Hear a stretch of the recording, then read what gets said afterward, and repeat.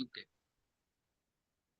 आप सीखे कहाँ से सर? तो कहाँ से सीखे थे कि बस फिजियोथेरेपी में जो सिखाया गया था आपको ड्यूरिंग द अ, डॉक्टरेट, या डिप्लोमा नहीं आप नहीं कर रहे सर। हैं? सर डीपीटी रनिंग चल रहा है। और ओके। उसके पहले से ही अब वो सर के वहाँ जा रहा था तो थोड़ा बहुत एक्सपीरियंस होने लग गया तो मैं करने लग गया। और उसके पहले मैंने ऐसे बेसिक्स ट्रेनिंग्स वगैरह अटेंड की है। हम्म। कई ट्रेनिंग, बस वो योगा थेरेपी की ट्रेनिंग अटेंड की है। तो मैनुअल जी। थेरेपी क्या है ना, वो भी जरा समझेंगे हम। ठीक है। तो मैनुअल इन द सेंस जो पूरा हाथ से करते हैं, या फिर और प्रॉपर अगर मैं बोलूँ तो बॉडी का जो सेल्फ रिहैब सिस्टम है, या फिर बॉडी को रीअलाइन करके बैक टू नेचर लाके जो हीलिंग हम कर सकते हैं, वो सब मैनुअल मेडिसिन में आता है। तो इसमें बहुत सारे एस्पेक्ट है कि जैसे आज क्या हो रहा है कि कोई हेल्थ प्रैक्टिशनर है, तो वो भी सिम्टम को ट्रीट कर रहा है। अगर आप डॉक्टर के पास जाते हो, मेरे नेक में पेन है, तो वो बोलेगा आप सर्वाइकल का एमआरआई करके लाओ। लंबर में पेन है तो पहले तो एमआरआई मांगेंगे, या फिर रिपोर्ट एनालिसिस के रिपोर्ट्स निकालने के लिए बोलेंगे। बट रूट कॉज कहाँ पे? जैसे अभी मेरे केस में मैंने ऑब्जर्व किया है, मैं गोल्ड जिम में भी मेरा कोलेबोरेशन है, तो वहाँ पे जो एथलीट होते हैं या फिर प्रोफेशनल्स होते हैं, तो वो भी मेरे पास आते हैं। वैसे एक बॉडी बिल्डिंग करने वाला बंदा आया 3 दिन पहले, और उसने कहा कि सर मेरे नेक में पेन है, तो उसका पोस्चर देख के मैं समझ गया। और उसके हिप जॉइंट में बहुत पेन था। तो उसने सजेस्ट किया था ऑर्थोपेडिक ने कि आपको एवीएन तो है, बट एमआरआई करके लाओ। और सीवियर था उसका पेन, तो उसको नी रिप्लेस हिप जॉइंट रिप्लेसमेंट पे ही जाता वो।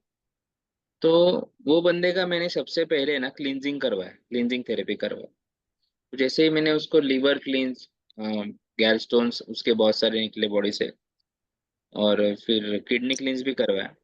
तो वो बंदा तीसरे दिन फिर मेरे पास जब आया, तो उसके पेन जो है ना ऑटोमेटिकली, मतलब हिप जॉइंट का पेन तो वैसे उसका चला ही गया था, और नेक पेन में भी उसको जो है 60% रिलीफ आया था। बैक पेन था, वो भी चला गया था। तो मुझे कहना क्या है कि रूट कॉज कुछ अलग होता है। बाद में फिर मैंने अलाइनमेंट किया, वो सब चीजें अभी बहुत खुश है वो, उसके और 4 सेटिंग होंगे, वो बैक टू नेचर आएगा। तो मुझे कहना क्या है कि रूट कॉज कहीं पे अलग होता है। जैसे अभी बैक पेन है, तो 45 to 60% केसेस में भी वो कॉन्स्टिपेशन के वजह से हो सकता है। बराबर, जो बॉडी में अंदर जो गट में आपके प्रेशर क्रिएट हो रहा है, तो आप बलून को अगर एक साइड से दबाओगे तो दूसरे साइड में फूलेगा। बराबर। वैसे अगर मेरे गट में पूरा बलून है, कॉन्स्टिपेशन है, और मैं आगे झुक रहा हूँ, कोई काम कर रहा हूँ, तो वो प्रेशर डेफिनेटली कहाँ पे आएगा? मेरे स्पाइन पे आएगा। सो दैट वो प्रेशर भी क्रिएट होता है, ऊपर से मेरा मूवमेंट भी वैसा होता है, तो वो डिस्क जो है उसको इमिडिएटली डिसलोकेट होने में वो हेल्प करता है, कॉन्स्टिपेशन का जो प्रेशर क्रिएट होता है। दूसरा, नेक, मैं हर वीडियो में बोलता हूँ कि सिम्टम के ऊपर काम मत करो। जैसे राइट साइड का अगर शोल्डर पेन है, नेक पेन है, तो आप में से बहुत से प्रैक्टिशनर रहेंगे कि फ्रोजन शोल्डर के लिए पेशेंट आया, मैं सब कुछ कर रहा हूँ लेकिन उसका पेन नहीं जा रहा है, या फिर वापस 2 दिन 3 दिन बाद आ रहा है, तो आंसर क्या है मुझे पता नहीं चल रहा है। तो हम क्या कर रहे हैं? सब बाहर से काम कर रहे हैं, क्योंकि क्या हो रहा है, मैं मसल रिलीज कर रहा हूँ, कुछ दिन में मसल वापस रिजिड हो रहे हैं।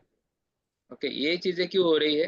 बिकॉज उनके अंदर जो टॉक्सिन बिल्डअप हुआ है, उसके लिए हम कुछ काम नहीं कर रहे वो निकालने के लिए। क्योंकि लैक्टिक एसिड जो मसल में सिक्रिट होके उसके वजह से जो फ्यूजन हो रहा है मसल्स का, वो रिलीज करने के लिए हम कुछ काम नहीं कर रहे। तो ये केस में यही समझना है कि क्लींजिंग थेरेपी भी इसमें बहुत इंपॉर्टेंट रोल प्ले करती है। और अभी जो ये कैंप होने वाला है, इसमें मैंने क्लींजिंग थेरेपी को भी, लिवर क्लींजिंग थेरेपी को भी इंक्लूड किया है। तो वो भी मैं आपको सिखाऊंगा। तो जो जो एस्पेक्ट मेरे इसमें मैं परफॉर्म करता हूँ या फिर लेके आता हूँ, तो क्लींजिंग तो हम एक एक 1.5 साल से कर रहे, बट लेकिन आप इजीली समझ पाए और कर पाए, मुझे प्रोटोकॉल अच्छा ऐसे। लिप्सी कर रही थी, लिप्सी ला दे। एक मिनट रखिए। तो हमें ऐसे डिजाइन करना पड़ता है कि अ, उसको आप सबके ऊपर यूज करेंगे ना, तो वो इजी फॉर्म में और सेफेस्ट फॉर्म में डिजाइन करके फिर हमें आपको देना पड़ता है, जो इनडायरेक्ट है, इफेक्टिव है और इजी भी है समझने के लिए। तो ये सब चीज़ें जो है हम लेके आते हैं। तो फ्रोजन शोल्डर का या शोल्डर ने और नेक पेन का जो मैं प्रॉब्लम बोल रहा था राइट साइड में है, तो उसका कनेक्शन सीधा आपके लीवर से है। इफ आपका लीवर का फेशिया टाइट है तो डेफिनेटली आपको नेक में, शोल्डर में जो है पेन रेडिएट होता है। वहाँ से जो कम्युनिकेशन सर्कुलेटरी सिस्टम का नेक और शोल्डर से है, वो सब कॉम्प्रोमाइज हो जाता है। तो वहाँ पे रिलीज करेंगे आप लीवर के फेशिया को, इमिडिएटली आपको दिखेगा कि रेंज ऑफ मोशन बढ़ रहा है। लेकिन अभी इसके सिम्टम्स समझने बहुत जरूरी है कि कौन सा पेन जो है वो विसरल की वजह से हो सकता है, और क्या सिम्टम्स है तो वो लोकल पेन है या फिर मसल का जो चेन है वो डिस्टर्ब है, वो भी देखना जरूरी होता है। तो जैसे शोल्डर में मेरा रेंज नहीं बढ़ रहा है, सपोज दैट, ओके, इतना ही मेरा रेंज है, तो मैं क्या करता हूँ, यहीं पे नॉट्स रिलीज करते बैठता हूँ। बट कोई लेडी है अगर उसका सीजेरियन हुआ है, ओके, और वो सीजेरियन का जो कट है उसका लेफ्ट से राइट है, तो आप देखना अगर टी शर्ट पहना है या फिर शर्ट पहना है, तो अगर में सीजेरियन में कट होता है तो वहाँ पे स्कार टिश्यू डेवलप होते हैं। अभी मेरा शर्ट जो है ना वो मैं खींचा मैंने, जैसे लेफ्ट टू राइट कट है ना, तो राइट साइड से मैंने खींचा है, तो क्या होगा यहाँ पे खिंचाव आ गया, अभी हाथ इतना ही जाएगा मेरा। तो मैं यहाँ पे कितना भी रिलीज कर लूँ, नीचे जब तक मैं वो कनेक्शन ढूंढ के रिलीज नहीं करता हूँ ना, तब तक हाथ ऊपर नहीं जाएगा। जैसे मैं रिलीज कर दूंगा यहाँ पे रिलीज हो जाएगा। तो ये शर्ट अभी खींच गया बराबर, तो मैं यहाँ से रिलीज कर दूंगा नॉट, तो ये रिलैक्स हो जाएगा। तो ये सब केसेस है ना, आप जब आएंगे इधर लाइव तो आप देखेंगे कि हम वो पार्ट को हाथ भी नहीं लगाएंगे जहाँ पे प्रॉब्लम है, लेकिन फिर भी उसका प्रॉब्लम जो है पूरी तरीके से सॉल्व हो जाएगा। तो आपको रूट कॉज आइडेंटिफाई करना, ये एक गेम प्ले करने के जैसा, इतना मजा आएगा इसमें आपको। नेक पेन के रूट कॉज जो है आपको काफ में मिलेंगे, ग्लूट में मिलेंगे और फ्लैट फीट में मिलेंगे। अभी ये जो बंदा आया था इसको इतना जो प्रॉब्लम था, तो वो खुद बॉडी बनाता है, कंपटीशन भी खेलता है, लेकिन वो बंदे का फ्लैट फिट है। अगर उसका फ्लैट फिट है तो डेफिनेटली उसके जॉइंट्स तो जाने ही वाले हैं काम से, ऊपर से वो वेट उठा रहा है। तो ये बॉडी ergonomy आइडेंटिफाई करना बहुत जरूरी है, पोस्चर एनालिसिस। अभी ये इतना बेसिक एस्पेक्ट है ना, कि आपका अगर व्हील अलाइनमेंट ही कार का सही नहीं है और आप कार चला रहे हो, तो डेफिनेटली इंजन तो खराब होगा, क्योंकि वो पैरेलल नहीं रहेगा, तो पिस्टन में एंगल चेंज हो जाएगा, वो धीरे धीरे घिसेगा, तो बाकी सब चीजें हैं। तो यही ग्रेविटी का इफेक्ट हमारे बॉडी पे भी होता है। तो वो काइनेटिक चेंज समझना, रूट कॉज आइडेंटिफाई करना, अगर पेशेंट 20 स्टेप्स चल के आपके पास आ रहा है तो भी आपको उसी में एनालाइज हो जाना चाहिए कि ये क्या प्रॉब्लम लेके मेरे पास आया है, इसे क्या हो सकता है। और जब पेशेंट ने बोलने से पहले ही आप बोल देंगे कि आपको तो ये प्रॉब्लम है, तो उसी टाइम पे 50% साइकोलॉजिकल हीलिंग है ना वहाँ पे पेशेंट की हो जाती है, कि वो आपको सुनने लगता है बराबर। नहीं तो क्या होता है कि पेशेंट आया है नेक पेन लेके, और मैं उसके पेट पे कुछ कर रहा हूँ, उसके एब्डोमेन में कुछ कर रहा हूँ, उसको समझ में नहीं आता इसका क्या चल रहा है। उसको लगता है झोला झाप कुछ डॉक्टर है, लेकिन जब तक वो चेक नहीं करता है बेड से उठ के, उसे पता नहीं चलता है कि क्या चीज हमने की है। तो जब आप काउंसलिंग आपका प्रॉपर रहता है या फिर आपका एनालिसिस परफेक्ट रहता है, और पेशेंट ने बोलने से पहले ही आप उसको उसके प्रॉब्लम्स गिना देते हो, वो टाइम पे पेशेंट आपको सवाल नहीं करता है। तो वहीं पे आपका 70% हीलिंग साइकोलॉजिकल जो है हम बोलते हैं वो अचीव हो जाता है। तो ट्रेनिंग्स जो है ना मैं खुद लगा रहा हूँ, पिछले 4 साल से ट्रेनिंग्स लगा रहा हूँ। इंडिया इंडिया के तो ट्रेनर्स है ही, बट फॉरेन के भी ट्रेनर्स हमने बुला लिए। और एक मिशन के तहत मैं काम कर रहा हूँ कि मिशन हर घर इलर।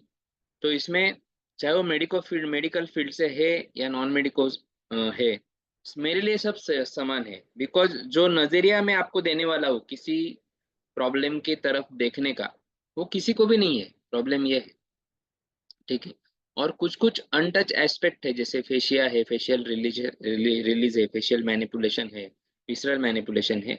ये मेडिकल साइंस में भी सिर्फ इसके नाम है, लेकिन उसके कोरिलेशन या उसके यूज के बारे में ज्यादा नॉलेज नहीं दिया गया है। बिकॉज वैसा कर लेंगे, रूट कॉज को ट्रीट अगर हम मैन्युअली करने लगेंगे, बॉडी को बैक टू नेचर लाएंगे, तो एक बड़ी सी लॉबी है जिसका बिजनेस जो है उसमें कॉम्प्रोमाइज हो जाएगा। और उसी लॉबी ने ये जो है मेडिकल कोर्सेस, मेडिकल साइंस हमें जिसे बोलते हैं, वो कोर्सेस उन्होंने ही डिजाइन किए हैं। प्रॉब्लम ये है जिससे उनका ही जो है बिजनेस उसमें बढ़ता रहता है, और हम एक प्रॉब्लम से दूसरे प्रॉब्लम में, दूसरे प्रॉब्लम से तीसरे प्रॉब्लम में हमें धकेला जाता है और हम उसके शिकार हो जाते हैं। तो मैनुअल मेडिसिन ये है। इसमें जैसे बॉडी जो है, इसमें कितने सिस्टम से अगर हम देखेंगे, तो इसमें मस्कुलोस्केलेटल सिस्टम हम बोलते हैं। तो स्केलेटन जो हमारा है, उसे उसका कुछ एनाटॉमी है क्या? मतलब वो खड़ा रह सकता है क्या विदाउट सपोर्ट? नहीं। तो उसे सपोर्ट किसने दिया है? हमारे मसल्स ने दिया है। करेक्ट। तो जब तक हम मसल का टोनिंग नहीं करेंगे, मसल को रिहैब नहीं करेंगे, तब तक हम जो भी अलाइनमेंट बोन सेटिंग में करते हैं, वो मेंटेन नहीं रह पाएगा। वो मसल जो है again it will pull it, क्योंकि मसल का जो है एक उन्होंने उनमें खिंचाव आ गया, उनका भी एनाटॉमी बिगड़ गया है, उनके नॉट्स क्रिएट हो गए, जैसे जो भी है, तो टेक्निकल वर्ड इसमें नहीं जाएंगे। तो अगेन क्या हो जाएगा कि मैंने स्पाइन जो है, ये मेरा स्पाइन है सपोज दैट, और ये साइड के मसल्स में अगर फेशिया क्रिएट होता है, फ्यूजन होता है, तो क्या होगा, यहाँ से खिंचाव आएगा, स्पाइन ऐसा हो जाएगा। अभी ये स्पाइन को मैंने सीधा तो कर लिया कायरोप्रैक्टिक से, लेकिन जब तक मैं ये मसल के ऊपर काम नहीं करूंगा, इन्हें प्रॉपर रिलीज नहीं करूंगा, तब तक ये ऐसा मेंटेन रहेगा क्या? टेम्पररी फिर हम क्या करते हैं, कुछ तो कपिंग कर देंगे, या हाथ से रिलीज कर देंगे, या मसाज कर देंगे। ओके, उससे क्या है, सिर्फ ये मसल जो है ना वो लूज हो जाते हैं, मतलब ये जो फेशिया बना है आपका, ये लूज हो गया। लेकिन ये ट्विस्ट जो हो गए, उन्होंने जो शेप ले लिया है, जो रबर है, जैसे आप रबर ट्विस्ट हो गया है समझो, उसको वापस कितना भी सीधा करो, अगेन वही पोजीशन में आ जाएगा। तो वो सब उसका ट्विस्ट है, या फिर उसमें जो चेंजेस हुए हैं पोजीशन में, तो वो निकालना भी जरूरी है, इसीलिए उनका टोनिंग करना जरूरी है। तो हमारे पास आप ह्यूमन गैरेज में आएंगे, तो पहले एनालिसिस होता है, posture analysis, root cause identify किया जाता है। फिर मसल रिलीज होता है। फिर मसल रिलीज में क्या है, तो हम जाते हैं किसी क्लास में, तो वहाँ पे स्ट्रोक सिखाए जाते हैं, और हम रगड़ रगड़ के मसाज कर रहे हैं या फिर स्ट्रोक दे रहे हैं, तो उससे मसल रिलीज नहीं होता है। तो उसमें आपको देखना है कि कहाँ कहाँ पे नॉट्स है, फेशियल लाइन में कौन सी लाइन डिस्टर्ब है, उसे कहाँ पे मुझे रिलीज करना है, उसके कुछ स्पॉट्स रहते हैं। तो जब आप उसी स्पॉट पे करेंगे ना, तो पेशेंट ही आपको खुद बोलेगा, डॉक्टर साहब आपको कैसे मालूम है कि मुझे यहीं पे दर्द था, मुझे यहीं पे प्रॉब्लम है। ओके। तो ये लेवल का आप 3 दिन का ही वर्कशॉप है, लेकिन ये इतने बढ़िया तरीके से डिजाइन किया है ना, इसमें ये सब चीजें आपको डायग्नोज होती होती जाएगी, और हमने जो बोला है ना वो आप करते जाएंगे, धीरे धीरे आप उसमें एक्सपर्टीज आपको आते जाएगी, बाकी हम सपोर्ट के लिए तो ही आपके साथ। तो ये हो गया muscle release, facial muscle release. Then आपका आ जाएगा मसल टोनिंग। तो मसल टोनिंग के पहले जो होता है, वो है bone setting and body alignment. तो अभी बोन सेटिंग भी एक एस्पेक्ट है कि इसमें जो है हम, जस्ट सेकेंड है, पेशेंट का फोन है, अर्जेंट है थोड़ा।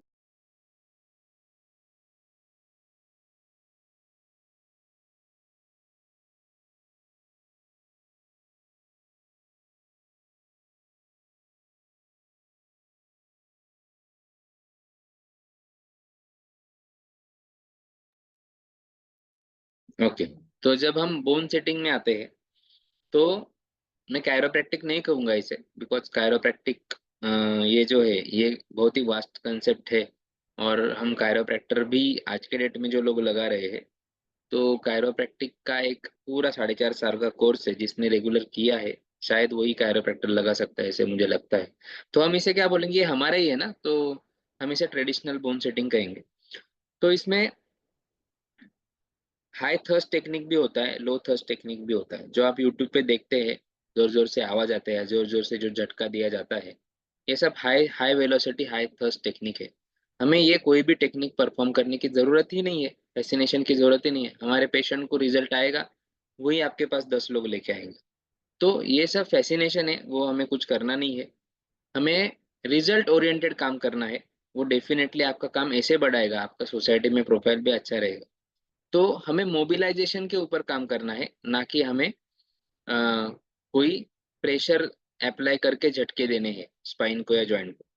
तो मोबिलाइज करने में भी आपका साउंड आता है। अगर आप बहुत सारे लोग मेरे पास आते हैं कि सर मुझे वो आवाज तो निकलेगा ना, मैं आपके पास आऊंगा, लेकिन आवाज निकालते आएगा ना मुझे, ऐसे पूछते हैं।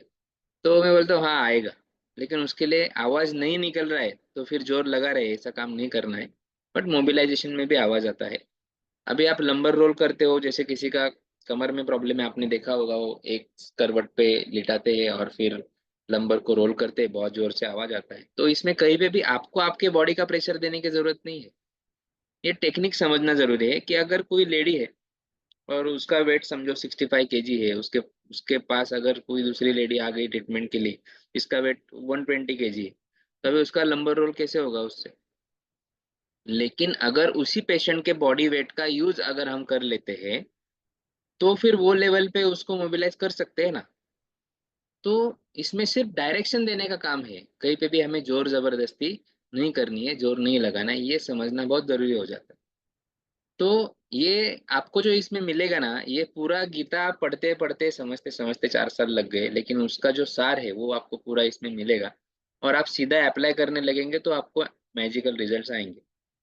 कुछ पहले 2 दिन आपको ऐसे लगेगा सर ये तो बहुत इजी है, ओके, लेकिन इतना इजी होने के बावजूद इसका रिजल्ट आएगा क्या?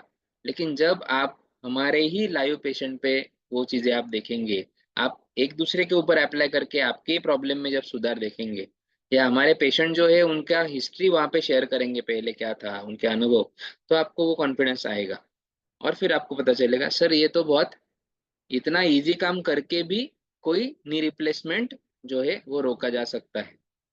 ऐसे भी आप पेशेंट देखेंगे कि नी रिप्लेसमेंट बोला है, हमारे पास आते हैं 4 4 साल से नीचे नहीं बैठ पा रहे हैं, और विद इन 15 to 20 मिनट्स के थेरेपी में जो है सिर्फ मायोफेशियल रिलीज में ही वो वहाँ पे आराम से बैठ जाते हैं और सीढ़ी भी चढ़ लेते हैं, उनका पेन चला जाता है। तो ये चीजें भी आपको वहाँ पे देखने मिलेगी, जिससे आपको कॉन्फिडेंस बूस्ट होगा।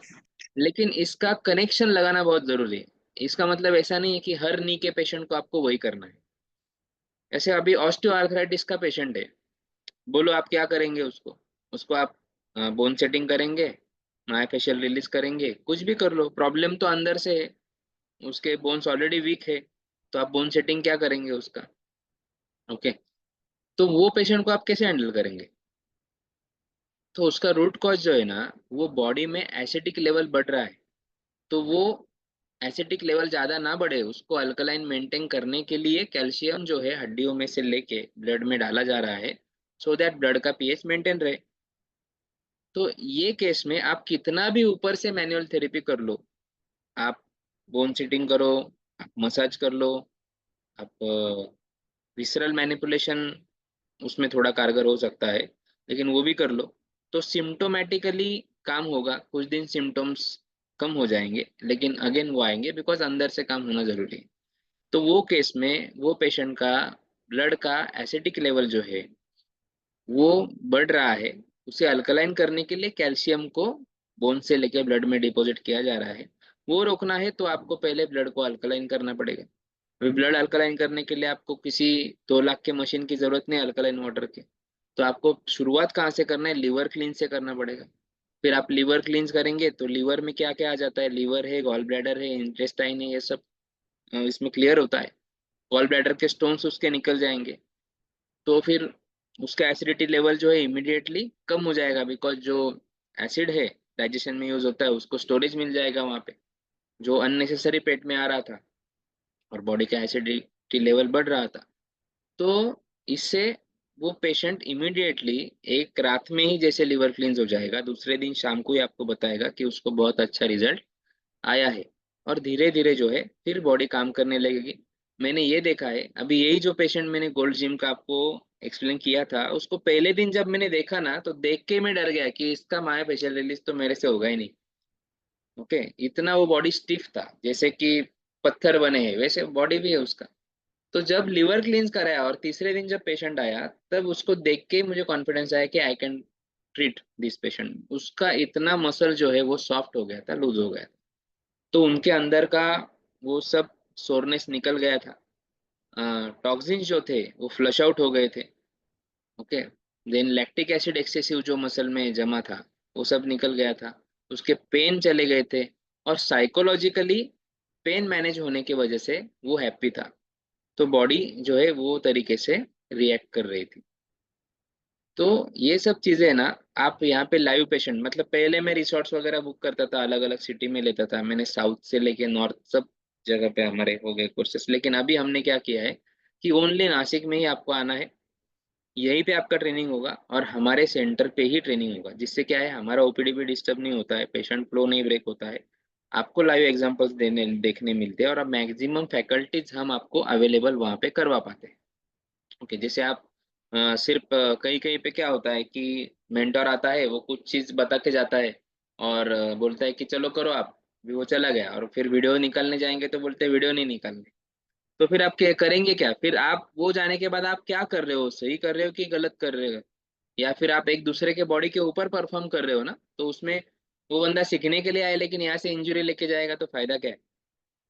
तो इसीलिए हम यहाँ पे क्या है, पर्सनल मेंटोर्स भी रहते हैं, जैसे मैं हूँ, मेरे साथ और दो ट्रेनर है, तो तीन ग्रुप बना लिए, एक ग्रुप के साथ, हर एक ग्रुप के साथ एक मेंटर खड़ा है। और फिर आप एक स्टेप को, जब जैसे 10 लोगों का ग्रुप है, तो एक स्टेप आप 9 लोगों पे करेंगे, एक एक पे हो जाएगा, वो उठेगा, फिर आप दूसरे पे करेंगे। तो ये प्रोटोकॉल ही देते हैं, एक एक स्टेप नहीं होता है, जैसे अभी हैंड का, शोल्डर का प्रोटोकॉल है, आपको वही दे दिया, तो वो 4 चीजें आपको करनी है। तो एट ए टाइम जब आप 9 अलग अलग बॉडी के ऊपर वो परफॉर्म करते हैं ना, तो आपको वो जजमेंट आ जाता है कि हाँ, एज पर द बॉडी आपको क्या, कितना फोर्स रखना है, कैसे ग्रैप करना है, एनाटॉमिकल चेंजेस कैसे होते हैं, वो आपको हाथ हाथ को फील होंगे कि अरे इसका तो ऐसा था स्कैपुला, या फिर इसका तो स्पाइन पाल्पेट के टाइम पे इसका ये यहाँ पे लग रहा था, लेकिन ये बंदे का यहाँ पे लग रहा है, इसको ज्यादा प्रेस करने पे पता चल रहा है, इसको कम प्रेस करने पे।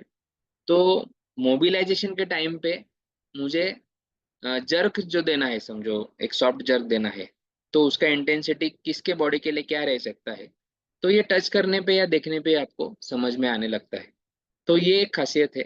इसीलिए चौथे दिन जब आप यहाँ से निकलते हो, तीसरे ही दिन आपको इतना कॉन्फिडेंस रहता है और आप इतने एक्साइटेड रहते हैं कि सर कब मैं, ऐसा हो रहा है कब घर पे जाऊँ और किसी को ट्रीटमेंट दूं। बिकॉज आप जो ऑलरेडी हेल्थ प्रैक्टिस करता है ना, उसके सामने वो केसेस लिस्टेड रहते हैं, उसे मालूम है कि क्या क्या कंडीशंस में मैं खुद को फेलियर महसूस कर रहा हूँ, मुझे आंसर्स नहीं मिल रहे, और वो इतना एक्साइटेड रहता है कि कब जाके वो पेशेंट के ऊपर मैं परफॉर्म करूँ और उससे रिजल्ट बताऊँ। तो इसमें मैंने कौन से एस्पेक्ट क्रिएट कवर किया, अभी जो भी मैंने आपको ये सब स्टोरी बताया, मैंने कवर किया bone setting, myofascial muscle release, muscle toning. Okay, तो मसल टोनिंग के लिए हम क्या करते हैं, instrument assisted soft tissue mobilisation, जो गौशास रहते हैं उससे हम मसल टोन करते हैं। मायोफेशियल डिकम्प्रेशन के लिए हम with the use of cup also हम डिकम्प्रेस करके, ग्लाइडिंग करके, या फिर फंक्शनल कपिंग के थ्रू भी फेशिया रिलीज कर सकते हैं। देन एक होता है ग्लाइडिंग, जिसमें हम with the use of our hands, four hands और फिंगर्स, पाम, जहाँ पे जो जरूरी है हम जो है फेशिया को ब्रेक करते हैं। देन सबसे और दूसरा एस्पेक्ट मैंने कवर किया आपका क्लींजिंग का, क्लींजिंग थेरेपी का, जिसमें liver cleanse, gallstone remover, then आपका इंटेस्टाइन क्लींजिंग और acidity cleansing, kidney cleansing. Okay, ये प्रोटोकॉल उसमें आ गए। और अभी लास्ट में है विसरल मैनिपुलेशन। ये बहुत जरूरी है कि अगर किसी का पोस्चर में डिफॉर्मिटी है, पेल्विक टिल्ट है, स्पाइन टिल्टेड है, ओके, एस शेप स्पाइन हो गया, स्कोलियोटिक, तो वो केस में उसके जो इंटरनल बॉडी ऑर्गन है ना, उसका एनाटॉमी भी तो कॉम्प्रोमाइज हो जाता है ना, कि जैसे समझो पेल्विक टिल्ट है, तो पेल्विक के ऊपर जो भी विसरल ऑर्गन्स रेस्ट किए हैं नेचर ने, वो सब में भी तो टिल्ट आ जाता है। फॉर एग्जाम्पल पीसीओडी हम लेते हैं, कि पीसीओडी का रूट कॉज क्या है, क्या लगता है आपको, और पीसीओडी अगर क्योर करना है तो सिर्फ टैबलेट्स लेके वो क्योर हुआ है क्या आज के डेट में, या किसी का 2 kg का फाइब्रॉइड है और उसने आयुर्वेदिक ट्रीटमेंट लिया है, सिर्फ मेडिसिन लिया है और वो क्लियर हो गया एकदम 1-2 महीने में, ऐसे केसेस मिले हैं क्या। तो प्रॉब्लम क्या है, फाइब्रॉइड डेवलप क्यों होता है, आज 15-16 साल के लड़कियों में भी पीसीओडी नहीं, पीसीओएस के सिम्टम्स है। तो ये क्यों हुआ है, because postural deformity, pelvic dysfunction है। तो पेल्विक डिसफंक्शन अगर हो जाता है, पेल्विक ही टिल्ट है, पेल्विक को ये दो मूवमेंट है और ऐसा भी मूवमेंट है, तो पेल्विक ऐसे भी टिल्ट हो गया, ऐसे ही हो गया, तो क्या हो गया, जो फनल है कि जिससे क्लींजिंग आपका होने वाला है, सपोज दैट जो भी क्लींजिंग के टाइम पे बाहर निकलने वाला है, तो वो पूरा नहीं निकलेगा, कुछ रेसिड्यू रह जाएगा, बिकॉज आपका फनल ही जो है वो टिल्ट हो गया। तो वो रेसिड्यू जब खराब होने लगेगा, उसका साइड इफेक्ट बॉडी को न हो तो क्या करेगी बॉडी, उसके ऊपर एक कवरिंग बना देगी फाइब्रस का। फिर नेक्स्ट साइकिल जब आएगा तो अगेन वो फनल तो टिल्टेड ही है ना, उसके एक कोने में तो जमा हो ही रहा है रेसिड्यू, अगेन रेसिड्यू आएगा, अगेन उसका साइड इफेक्ट्स ना हो इसके लिए बॉडी फाइब्रोइड बनाएगा। तो ऐसे ये फाइब्रोइड डेवलप होते जाता है। तो इसको अगर क्लियर करना है तो आपको क्या करना है, पहले तो उसका पोस्चरल एनालिसिस करके प्रॉपर पोस्चर करेक्ट करो। देन आपका जो यूटेरस है, फॉर एग्जाम्पल जो भी इंटरनल बॉडी ऑर्गन है वो भी एक बायोमास है ना, तो इतने साल उसी पोजीशन में रहने के वजह से उसने भी एक शेप ले लिया है, करेक्ट। तो जैसे मसल को हम रिलीज करते हैं वैसे उसे भी रिलीज करना जरूरी है। उसका एक एरिया जो है वो ऐसा है लेकिन एक एरिया स्टिफ हो गया है, तो यूटेरस ही ऐसा ऐसा था ना कितने साल से, तो फिर उसे भी रिलीज करना जरूरी है। उसे मोबिलाइज उसको plenty of mobility motility provide करना, वो स्पेस प्रोवाइड करना, उसके उसके पोजीशन में बैक टू नेचर लाना बहुत जरूरी है। तो इसीलिए विसरल मैनिपुलेशन होता है। तो आप जब पेल्विक डिसफंक्शन है तो उसको अलाइन कर लेंगे पेल्विक को, और फिर उसके बाद जब विसरल मैनिपुलेशन करके उनका यूटेरस रिलीज करेंगे तो आप ऑब्जर्व करेंगे कि विदाउट एनी मेडिसिन उनका क्लींजिंग स्टार्ट हो जाएगा। और रेगुलर साइकिल में ही इतना क्लींजिंग होगा कि कुछ ही महीनों में वो जो ऐसा फाइब्रॉइड जिसके लिए ऑपरेशन बोला है या फिर यूटेरस निकालने बोला है उसका भी क्योर हो जाएगा और वो भी क्लियर कर देगी बॉडी। तो बॉडी खुद ही अपने आप में सबसे बढ़िया डॉक्टर है, लेकिन वो क्या कहना चाहती है ना वो हम नहीं सुन पाते। जैसे ही हमने क्या किया, उसको एक परफेक्ट एटमॉस्फेयर और एनाटॉमी दे दिया, बॉडी ने खुद हीलिंग स्टार्ट कर दिया, बराबर। तो मैनुअल मेडिसिन जो है ना, वो यही चीज को बोला जाता है कि जिसमें सेल्फ हीलिंग पे ही काम होगा, एक्सटर्नल कोई भी मेडिकेशन देने की आपको जरूरत भी नहीं है। बॉडी का सेल्फ हीलिंग मैकेनिज्म जो है वो हम एक्टिव कर देते हैं, उसको बैक टू नेचर लाते हैं। और जब बॉडी बैक टू नेचर आता है डेफिनेटली सब सिंक्रोनाइजेशन प्रॉपर होता है, ब्रेन को भी प्रॉपर समझने लगता है कि क्या कहाँ पे मुझे काम करना जरूरी है, क्या प्रॉब्लम है, और वो तरीके से काम होता है। तो इसमें क्या है, विसरल सिस्टम, मसल सिस्टम और स्केलेटल सिस्टम तीनों का एक दूसरे में कनेक्शन कैसा है, उनके ऊपर कैसे काम करना है। अगर कोई बंदा आपके पास आई प्रॉब्लम लेके आता है, मतलब आया है उसको आंखों में प्रॉब्लम है, तो ये चश्मा है बड़ा सा जो भी है, आप उसका ब्लैडर रिलीज करके देखो और वो नेक्स्ट डे बताएगा आपको कि उसको उसके नज़र में या आंखों में जो है सुधार आया है।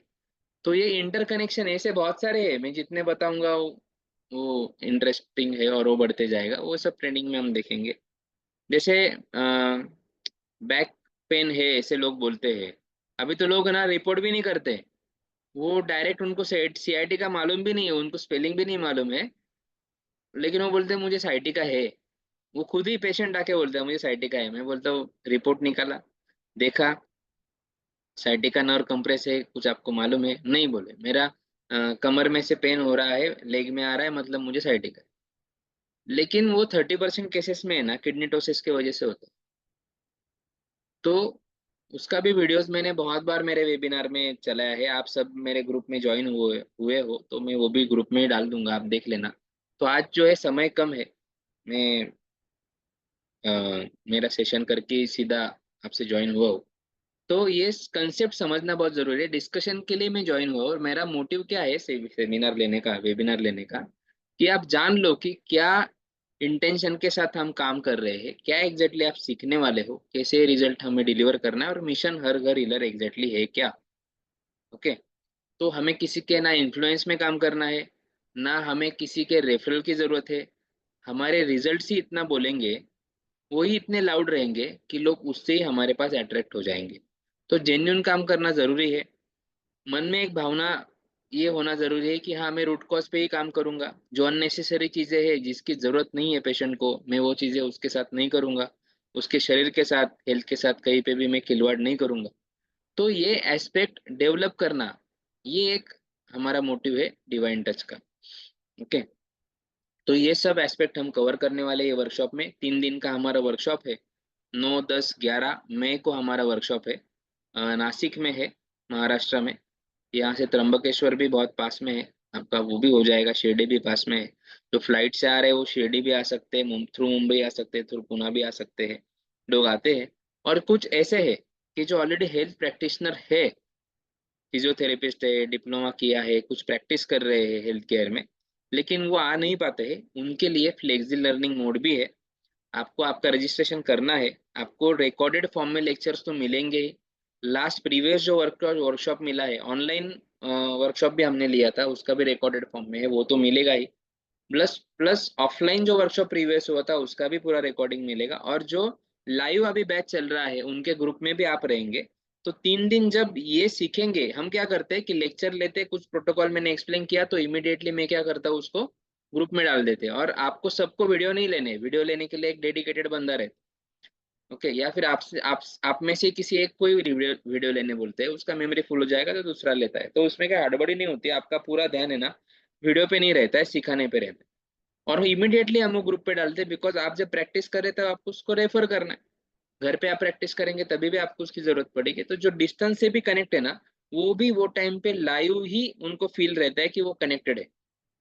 ओके, फिर वहां पे डिस्कशन चलता है, क्वेरीज आती है, तो उसमें आप कनेक्टेड रहते हैं। और फिर बैच कंप्लीट होने जाने के बाद जब ऑनलाइन सेशंस रहते हैं हमारे, सपोज दैट आपके सपोर्ट के लिए है, डाउट्स क्वेरी के लिए है, तो फ्लेक्सी लर्निंग मोड वाले ऑनलाइन सीखने वाले भी उसमें एक फ्लो में कनेक्टेड रहते हैं। तो ये तरीके से भी बहुत सारे लोग ऑफलाइन से भी ज़्यादा ऑनलाइन में अभी डिवाइन टच से सीख रहे हैं।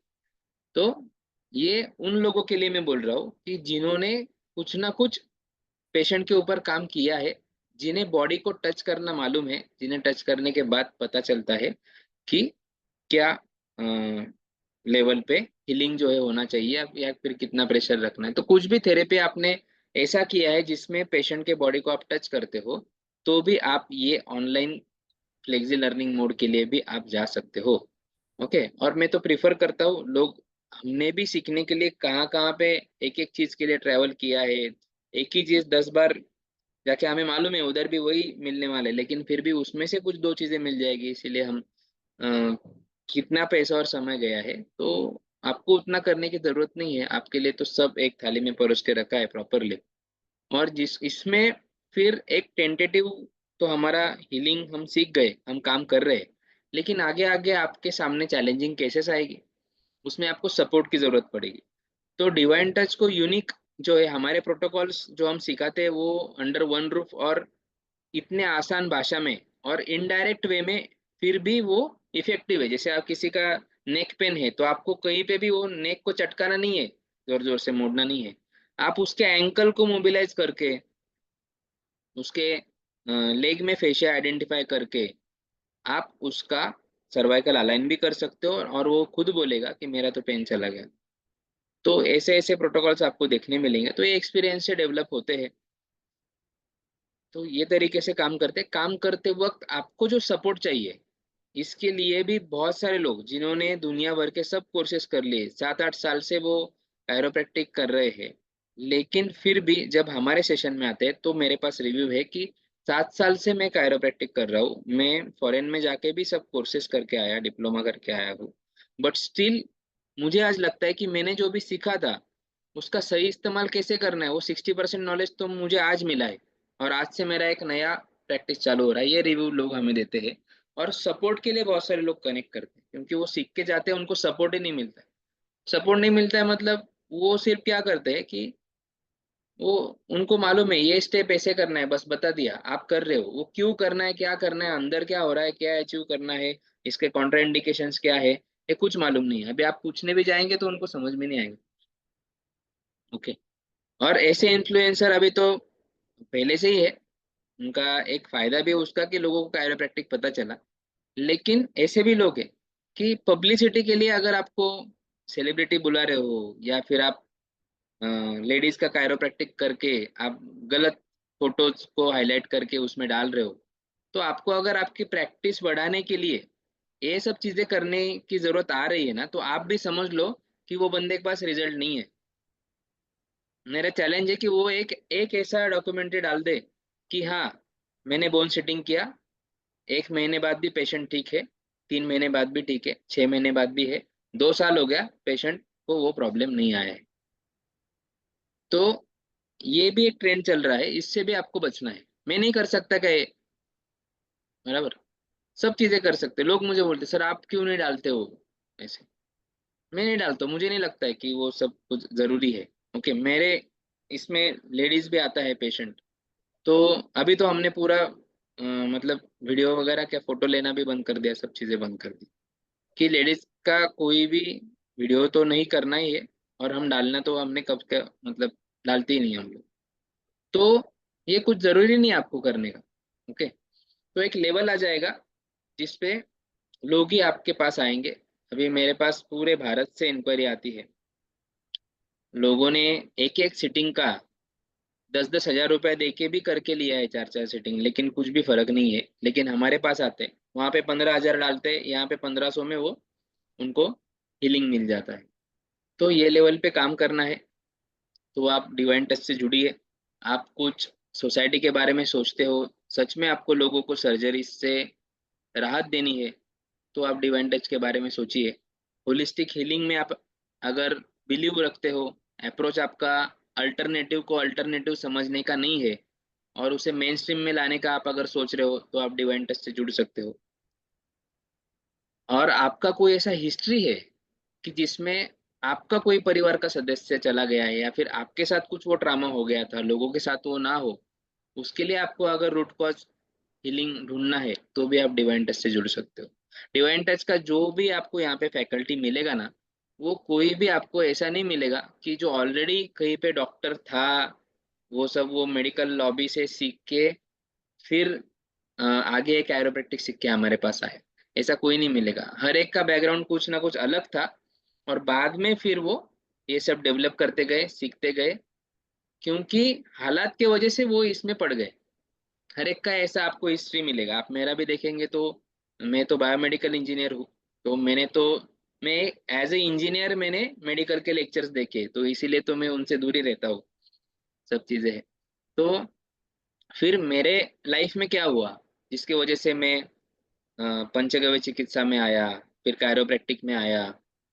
ओके, फिर मैंने नॉन मेडिकोज के लिए जो है प्रोटोकॉल डिजाइन किए, फिर मायोफेशियल रिलीज भी सीखे, फिर विसरल मैनिपुलेशन सीखे, और फिर अल्टीमेटली हम क्लींजिंग थेरेपी सीखे, और फिर फुट पोस्चर अर्गोनॉमी में फिर हमने काम चालू करना है जो है स्टार्ट किया है।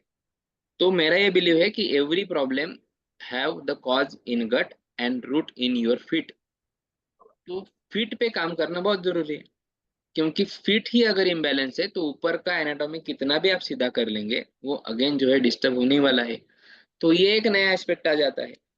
ओके, लेकिन वो बहुत कुछ ऐसा डीपली जाने की जरूरत नहीं है। उसमें कुछ इंडिकेशंस ऐसे है, हम एग्जांपल भी लेंगे। आप 20-30 लोग रहेंगे, उनमें ही बहुत सारे फिट्स में इम्बैलेंस और डिफॉर्मिटीज रहेंगे, तो वो भी देख लेंगे तो आपको पता चलेगा। और फिर उसके लिए क्या करना है, कैसे रिहैब करना है, क्या लेवल के जो है सोल्स वगैरह सजेस्ट करने हैं, तो वो रेडी आते हैं, तो वो भी हम आपको सजेस्ट कर देंगे। उसका अ, बोलने जाओ तो उसका फायदा भी है और बिजनेस के लिए नुकसान भी है, कि आपने पूरा उसको रिहैब कर दिया, आपने कार का पूरा सर्विसिंग कर लिया, बराबर, ओरेलिंग हो गया, उसका ग्रीसिंग हो गया, फिल्टर ऑयल सब चेंज कर दिया जो हम लोग क्लींजिंग में कराते हैं। लेकिन उसका है ना, बाद में हम क्या करते हैं, उसका व्हील अलाइनमेंट करवाते हैं, व्हील अलाइनमेंट एंड बैलेंसिंग। वही आपने नहीं करवाया कार का, तो क्या हो जाएगा, वो कार का सर्विसिंग जो 10 हजार या 20 हजार किलोमीटर के बाद आता है, समझो 10 हजार किलोमीटर के बाद आता है, वो 6-7 हजार किलोमीटर के बाद में ही वो आपको प्रॉब्लम देना शुरू करेगी। Because due to the gravity, जब ये एंगल चेंज हो जाता है, तो सब जो कार में फ्लो हो रहा है उसके ऊपर ग्रेविटी का इफेक्ट होता है, पिस्टन जो मूव हो रहा है, इंजन टिल्ट है, उसके ऊपर इफेक्ट होता है।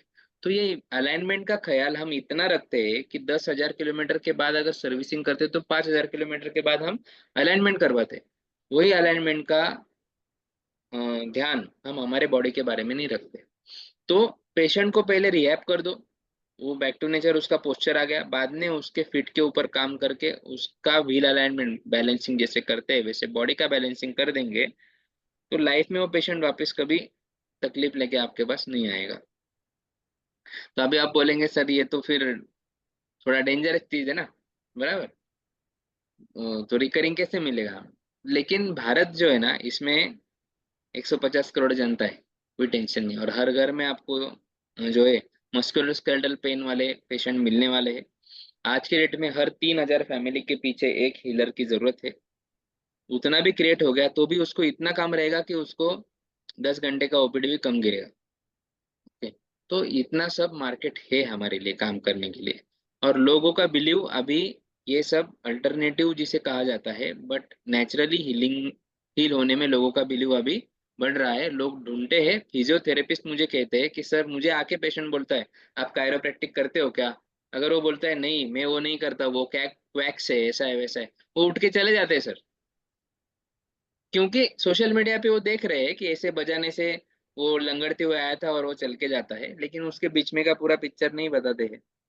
या मैनिपुलेटेड भी बहुत सारे रील्स रहते हैं, तो वो भी समझना है। तो लेकिन स्कोप है, तो हम सब इसमें काम करेंगे। आज मेरे पास बीएमएस, बीएचएमएस, फिजियोथेरेपिस्ट, इवन दो ऑर्थोपेडिक, एमबीबीएस हुए हैं, फिर भी उनकी जेस्ट है कि उनको जानना है कि ये क्या चीज है, कैसे होते हैं, तो वो होलिस्टिक हीलिंग में बिलीव रखते हैं और वो ये सीख के जाते हैं। बराबर, तो ऐसा अप्रोच आप रखो। हम किसी भी पैथी के खिलाफ नहीं है। मैं ना ऐसे नहीं बोलता हूँ कि एलोपैथी नहीं देना चाहिए, सर्जरी नहीं करना चाहिए। जिसका जहाँ पे इस्तेमाल करना है वो पैथी को वहीं पे इस्तेमाल करेंगे, लेकिन उसके बाद में कहीं पे तो उसको उससे स्टॉप करके दूसरे पैथी में वो पेशेंट को शिफ्ट करना बहुत जरूरी हो जाता है। तो होलिस्टिक वे में काम करो। अगर किसी का फ्रैक्चर हो गया है, ट्रॉमा है, तो हम थोड़ी उसको अल्टरनेटिव या कायरोप्रैक्टिक से ठीक करें। उसको तो सर्जरी करना ही पड़ेगा। उसको तो किसी के पैर में बहुत स्वेलिंग है, बहुत पेन हो रहा है, तो वो टाइम पे डायग्नोज करना है उसे। तो उसे इमिडिएटली रिहैब करने के लिए हमें मेडिसिन का सहारा लेना ही पड़ेगा। तो वो उतने समय के लिए ही रखना चाहिए, ऐसा मेरा मानना है। और जहाँ पे विदाउट सर्जरी हम रिहैब कर सकते हैं, वहाँ पे क्यों ना हम रिहैब करें। तो ये मोटिव के साथ हम काम करते हैं। मिशन हर घर हीलर है, इसमें कोई भी जुड़ सकता है, चाहे आप मेडिकल फील्ड से हो ना हो। सिर्फ इतना है कि इसमें अभी मेडिकल फील्ड से जो है उनको लगेगा कि सर, कोई किसान का बेटा मेरे पास मेरे साथ में सीख रहा है, उसको तो कुछ मालूम नहीं है सर। बराबर, और मैं भी सीख रहा हूँ, तो मैं वो लेवल का सीख पाऊंगा क्या? या फिर आप उसको सिखाएंगे तो मुझे मेरे लेवल का मिलेगा? देखो, ये अनटच एस्पेक्ट है, ये कंसेप्ट है। ओके, ये समझना जरूरी है। जैसे किसी कार का मैकेनिज्म है, वो एक मैकेनिक को अच्छा मालूम रहता है। ओके, वैसे वो मैकेनिज्म समझना बहुत जरूरी है। वो कंसेप्ट, जब आपको बॉडी इज वन यूनिट, ये एस्पेक्ट आपको डेवलप करने के लिए हम यहाँ पे बुलाते हैं। और जब वो एस्पेक्ट के साथ आप वो प्रॉब्लम के तरफ देखने लगते हैं, आपका पर्सपेक्टिव चेंज हो जाता है और आप रूट कॉज पे काम करना चालू करते हैं। ओके, फिर इसमें क्या होता है कि यहाँ से जाने के बाद आपका जर्नी स्टार्ट होता है। तो इसमें कॉन्ट्रा इंडिकेशन है कि वे कि जो मेडिकोस है वो 100 में से 90 पेशेंट कर लेंगे, लेकिन जो नॉन मेडिकोस है उनके लिए कॉन्ट्रा इंडिकेशन हम बताते हैं। तो उन्हें भी मालूम रहता है कि हाँ, ये मुझे नहीं करने हैं, तो 100 में से 60 या 70 पेशेंट कर लेंगे। और फिर आगे जाके आप काम करते हो, जब आपको जो हम मेंटोरिंग करते हैं ना, उसमें फिर आपका स्किल बढ़ते जाता है। ओके, तो जो हमारे टच में रहता है, हमसे सवाल पूछता है, कैसे शेयर करता है, वो और आगे बढ़ते जाता है। उसको और कुछ चीजें हम हमारे ओर से देते भी जाते हैं, सीखने के लिए, पढ़ने के लिए, देखने के लिए। तो ये स्टार्ट है। ओके, ये स्टॉप नहीं है, यहाँ पे फुल स्टॉप नहीं है। लेकिन इसमें इतना तो हो जाएगा कि आप 100 में से 80 केसेस तो आप आराम से इसमें कवर कर लेंगे। और सब हमें नहीं चाहिए, सब हमारा नहीं है। अल्टरनेटिव वालों को मैं देखता हूँ, मैंने बहुत कोशिश की सबको एक प्लेटफॉर्म पे लेके आऊँ, सबको एक बनाऊँ, उनको डेवलप करूँ, आगे जाके वो लीडर बने, मिशन मेरा चले, 5,000 हीलर्स के साथ में काम करूँ, 2 करोड़ लोगों तक मैं pain free life, holistically health life लेके जाऊँ। मैं 3 साल से कर रहा हूँ। मैं इतना ऑप्टिमिस्टिक हूँ। लोग लात मार के चले जाते हैं या फिर अ, एक दूसरे के पैर खींचने में लगे रहते, लेकिन फिर भी मैं छोड़ देता हूँ, वापिस होप में करता हूँ। लेकिन अभी मुझे मतलब ऐसा समझ में आ गया है कि हमारी टेंडेंसी जो है ना, वो कभी बदलने वाली नहीं है। ये एलोपैथी प्रैक्टिशनर जो है, इनका इतना प्रॉपर उनका हायरार्की है या फिर सिस्टम है कि वो प्रॉपर रेफर, उनको मालूम है कि कौन चीज के लिए कहाँ पे रेफर करना है, कैसे जाना है, और एक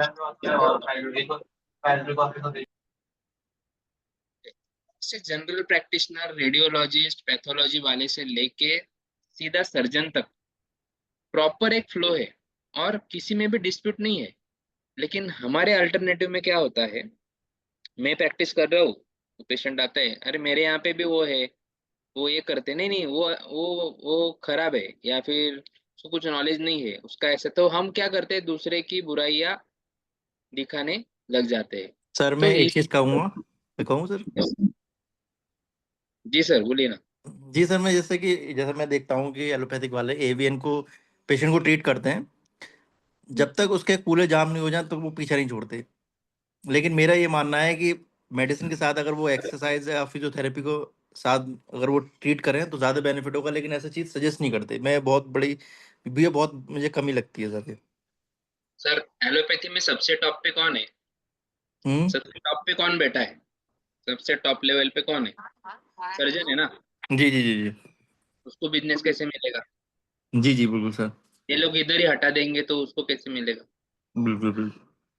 और फार्मा लॉबी का सबसे बड़ा बिजनेस किस में होता है? हॉस्पिटल्स में, मल्टी स्पेशलिटी में। अभी लोग उधर जाना बंद कर देंगे, सर्जरी करना बंद कर देंगे, तो बस कैसे सर होगा? चार चार तो पांच ही मेडिसिन मेडिसिन खिलाते रहते हैं sir. Multivitamin, vitamin D, calcium, और सर एक दो और चीजें घुमा फिरा के सर यही चीज चलती रहती है, और फिर पूरा पेशेंट बेकार ही हो जाता है सर, सर। तो ये हमारा प्रॉब्लम है ना, कि हमें लगता है कि वो डॉक्टर है।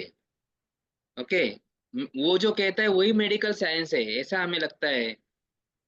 लेकिन ये कोर्सेस है ना, ये मेडिकल साइंस नहीं है। ये कोर्सेस किसी लॉबी ने डिजाइन किए हैं, और उन्हें उतना ही मालूम है। जो सर्जन है ना, उसका, आपको जितना नॉलेज है आप उसी हिसाब से सॉल्यूशन ढूंढेंगे ना सर। बराबर, तो आपके जेहन में बैठा है कि इसको सर्जरी करना है या निकालना है या रिप्लेस करना, यही इसका सॉल्यूशन है, तो आप तो वही करेंगे, उसी तरीके से सोचेंगे। या फिर उसके नीचे जो काम करता है उसको वही सिखाया गया है ना, कि कैसे वो उसके नेक्स्ट लेवल को रेफरल जनरेट करे। तो उतना ही प्रैक्टिस करेगा जैसे कि वो कुछ समय के बाद उसके नेक्स्ट लेवल को रेफरल हो जाएगा, फिर उसके नेक्स्ट लेवल को हो जाएगा। तो जैसे अभी नी में प्रॉब्लम है, घुटने में प्रॉब्लम है, तो इमीडिएटली डॉक्टर क्या बोलता है कि नीचे मत बैठो, हाँ कमोड यूज करो, डाइनिंग टेबल पे खाना खाओ। तो आपको क्या लगता है, ये सोल्यूशन है क्या? अभी ये सामान्य आदमी को भी मालूम है कि ये गलत है। अगर हम किसी चीज को यूज करना ही छोड़ देंगे तो वो तो रिजिड हो जाएगा। किसी साइकिल का भी आप यूज नहीं करेंगे, 2 साल ऐसे ही पड़ी रहेगी, और फिर एकदम से पैडल मारेंगे तो उसकी चेन टूट जाएगी ना। तो बस उसको नॉर्मल नी पेन से वो सर्जरी तक का जर्नी उसका पूरा इसमें रेस्ट्रिक्शन में हो जाता है, और फिर वो लेवल पे आता है। अभी आप फिजियोथेरेपी देखते हो, फिजियोथेरेपी सजेस्ट करते हैं, नहीं नहीं डॉक्टर ने फिजियोथेरेपी सजेस्ट किया है, तो क्या है, वो सिर्फ सुपरफिशियल ही होता है सर। वो डीप में होता ही नहीं है। फेशिया का 6 लेयर है, उतना रिलीज कोई करता नहीं, और कोई फिजियोथेरेपिस्ट है ना हाथ लगाने के लिए रेडी नहीं है, वो मशीन ही लगाते हैं। वो डॉक्टर है ना, थेरेपिस्ट नहीं है, वो डॉक्टर है। बराबर, प्रॉब्लम ये हो गया है। लेकिन उसको मालूम नहीं है कि हमारी ब्रांच ही वो लोगों ने स्टार्ट की है कि थेरेपी हम देते बैठे, लेकिन खुद को डॉक्टर समझ रहे हैं। अभी आप हाथ ही नहीं लगाएंगे तो आपको डायग्नोज क्या होगा, कहाँ पे प्रॉब्लम है और कहाँ पे रिलीज करने, और मशीन लगा देते हैं। हाथ से जो मायोफेशियल रिलीज होता है वो मशीन से हो ही नहीं सकता। ओके, तो ये समझ लो। तो कुछ कुछ लोग हैं, वो उन्हें वो समझ में आ जाता है, और उनको जेस्ट भी रहता है कि उनको वो लॉबी से या फिर वो ट्रैप से बाहर निकलना है। उनका सब, उनका माइंड जो है ना, वो मानता नहीं है, बराबर, कि नहीं यार ये तो मैं कहीं पे तो गलत कर रहा हूँ, मैं रूट कॉज पे काम नहीं कर रहा हूँ। वो आते हैं सीखने के लिए फिर यहाँ पे, और वही लोग फिर इसके बारे में सोचते हैं और ये सब सीखते हैं। ओके, तो इसीलिए मेरे वेबिनार में चाहे 2 लोग भी है, मैं इसी तरीके से पूरा डेडिकेटेडली एक्सप्लेन कर रहा हूँ। 200 भी है तो भी यही तरीके से, क्योंकि जो भी आ रहा है वो कहीं पे तो अल्टरनेटिव मेडिसिन में बिलीव कर रहा है। लेकिन अभी और एक इसमें बढ़िया एस्पेक्ट है। हमारा प्रॉब्लम क्या हो गया है, आप जितने भी लोग यहाँ पे हो या जो भी मुझे सुनेंगे अभी यूट्यूब पे वगैरह, तो हम सब सीख रहे हैं। बराबर, ये मिल गया वो भी सीख लिया, एक्यूपंचर भी सीख लिया, न्यूरोथेरेपी भी सीख लिया, फुट रिफ्लेक्सोलॉजी सीख लिया, कुछ नया आया वो भी सीख लिया, ये भी सीख लिया। कंफ्यूजन इतना हो गया कि करे क्या। सब कर रहे हैं पेशेंट के ऊपर। ओके, हिजामा भी कर रहे हैं, सब कर रहे हैं। तो वो आप ही कंफ्यूज हो गए उसमें। ओके, कि करना क्या है। तो वैसे मत करो ना। जैसे अभी भगवान में तो सब बिलीव करते हैं। हिंदू में जो है मूर्ति है, मुस्लिम में जो मूर्ति पूजा नहीं है, उनका गॉड आसमान में है, लेकिन सबका तो ऊपर ही है ना।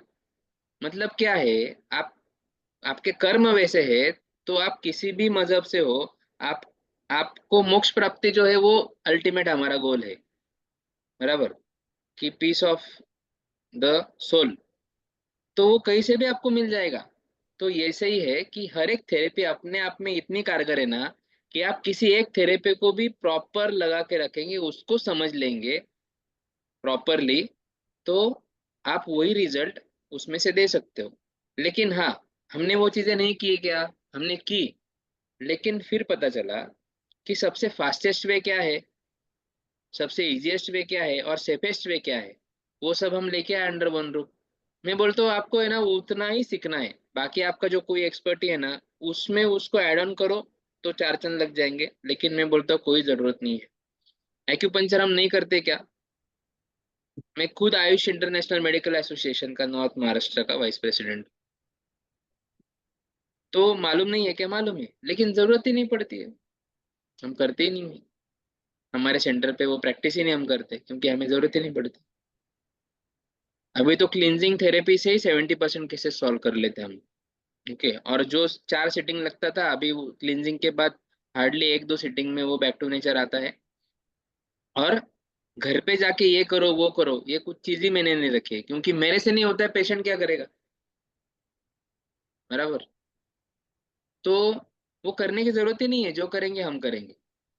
खाली उसको एजुकेट करते हैं कि कैसे बैठना है, कैसे उठना है, उससे क्या एडवर्स इफेक्ट होता है। जब उसको वो एजुकेट हो जाता है ना, वो ऑटोमेटिकली वो वाइड स्टांस रखता है, वो बैठते टाइम 90 डिग्री एंगल मेंटेन करता है। ओके, वो प्लांटर फेशिया रिलीज करने के लिए वो टेनिस बॉल रोल करेगा, क्योंकि उसको उसका कंसेप्ट समझा देते हैं उसके भाषा में। तो फिर वो वहाँ पे जागरूकता के साथ वो रहता है, उसके लाइफस्टाइल में चेंजेस लाते हैं, और फिर वो फिट एंड फाइन हो जाता है। ओके, तो अभी जो मेरा ट्रेनिंग है, उसका फीस मैं आपको बोल देता हूँ, स्लाइड वगैरह आज दूसरे लैपटॉप से कनेक्ट किया है।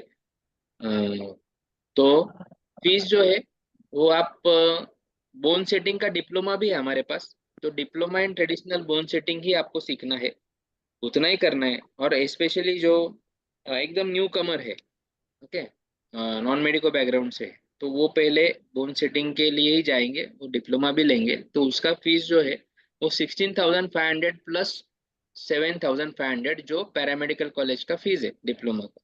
तो वो 7,500 आप एक महीने के बाद भी दे सकते हो। 16,500 पे करके आप diploma in traditional bone setting या फिर बोन सेटिंग के वर्कशॉप को आप अटेंड कर सकते हो। वो 2 दिन का वर्कशॉप हैंड्स ऑन रहेगा। 10 से 15 आवर्स का रिकॉर्डेड फॉर्म में लेक्चर से वो आपको दिया जाएगा। तो आप जितना जल्दी रजिस्टर करेंगे, उतना जल्दी उतना आपको टाइम मिलेगा ऑनलाइन कंटेंट को कंज्यूम करने में। और जितना वो कंज्यूम करके आप आएंगे प्रॉपरली 1 बार 2 बार, उतना ही फोकस आपका पूरा 2 दिन में हैंड्स ऑन पे ही रहेगा, कि 2 दिन में जो हमें 20-25 घंटा प्रैक्टिस करना है, उसके ऊपर ही आपका फुल फोकस रहेगा। ओके, फिर क्या होता है, जो समय पे आते हैं ना, फिर वो दिन में ट्रेनिंग होता है, रात में फिर लेक्चर देखते बैठते हैं। बराबर। तो ठीक है, चलो उसमें भी हम निकाल ही लेते हैं, ऐसा नहीं है। बट जल्दी डिसीजन लेना जरूरी है। फिर इसके बाद में है एडवांस ऑस्टियोपैथी में आप जाएंगे, तो मायोफेशियल मसल रिलीज और विसरल मैनिपुलेशन है। ये कोर्स आपको करना है, तो वो नेक्स्ट, जैसे 1.5 दिन ये चलता है, और नेक्स्ट 1.5 दिन जो है वो ये कोर्स चलता है, मतलब हैंड्स ऑन प्रैक्टिस चलता है, कोर्स नहीं है। हाँ, 3 दिन में नहीं सीख रहे आप, ये समझ लो पहले तो इसके भी वीडियोस है, इसके भी लेक्चर्स है, आपको वो भी दिए जाते हैं, वो भी आपको देख के आना है। और फिर ये जब आप परफॉर्म करते हो, myofascial muscle release, visceral manipulation, ISTM, तो इसका फीस 15,000 रुपीज। तो किसी ने ऑलरेडी मेरे से बोन सेटिंग सीखा है और उसे एडवांस एमएफआर और विसरल मैनिपुलेशन सीखना है, तो वो 15,000 देते हैं।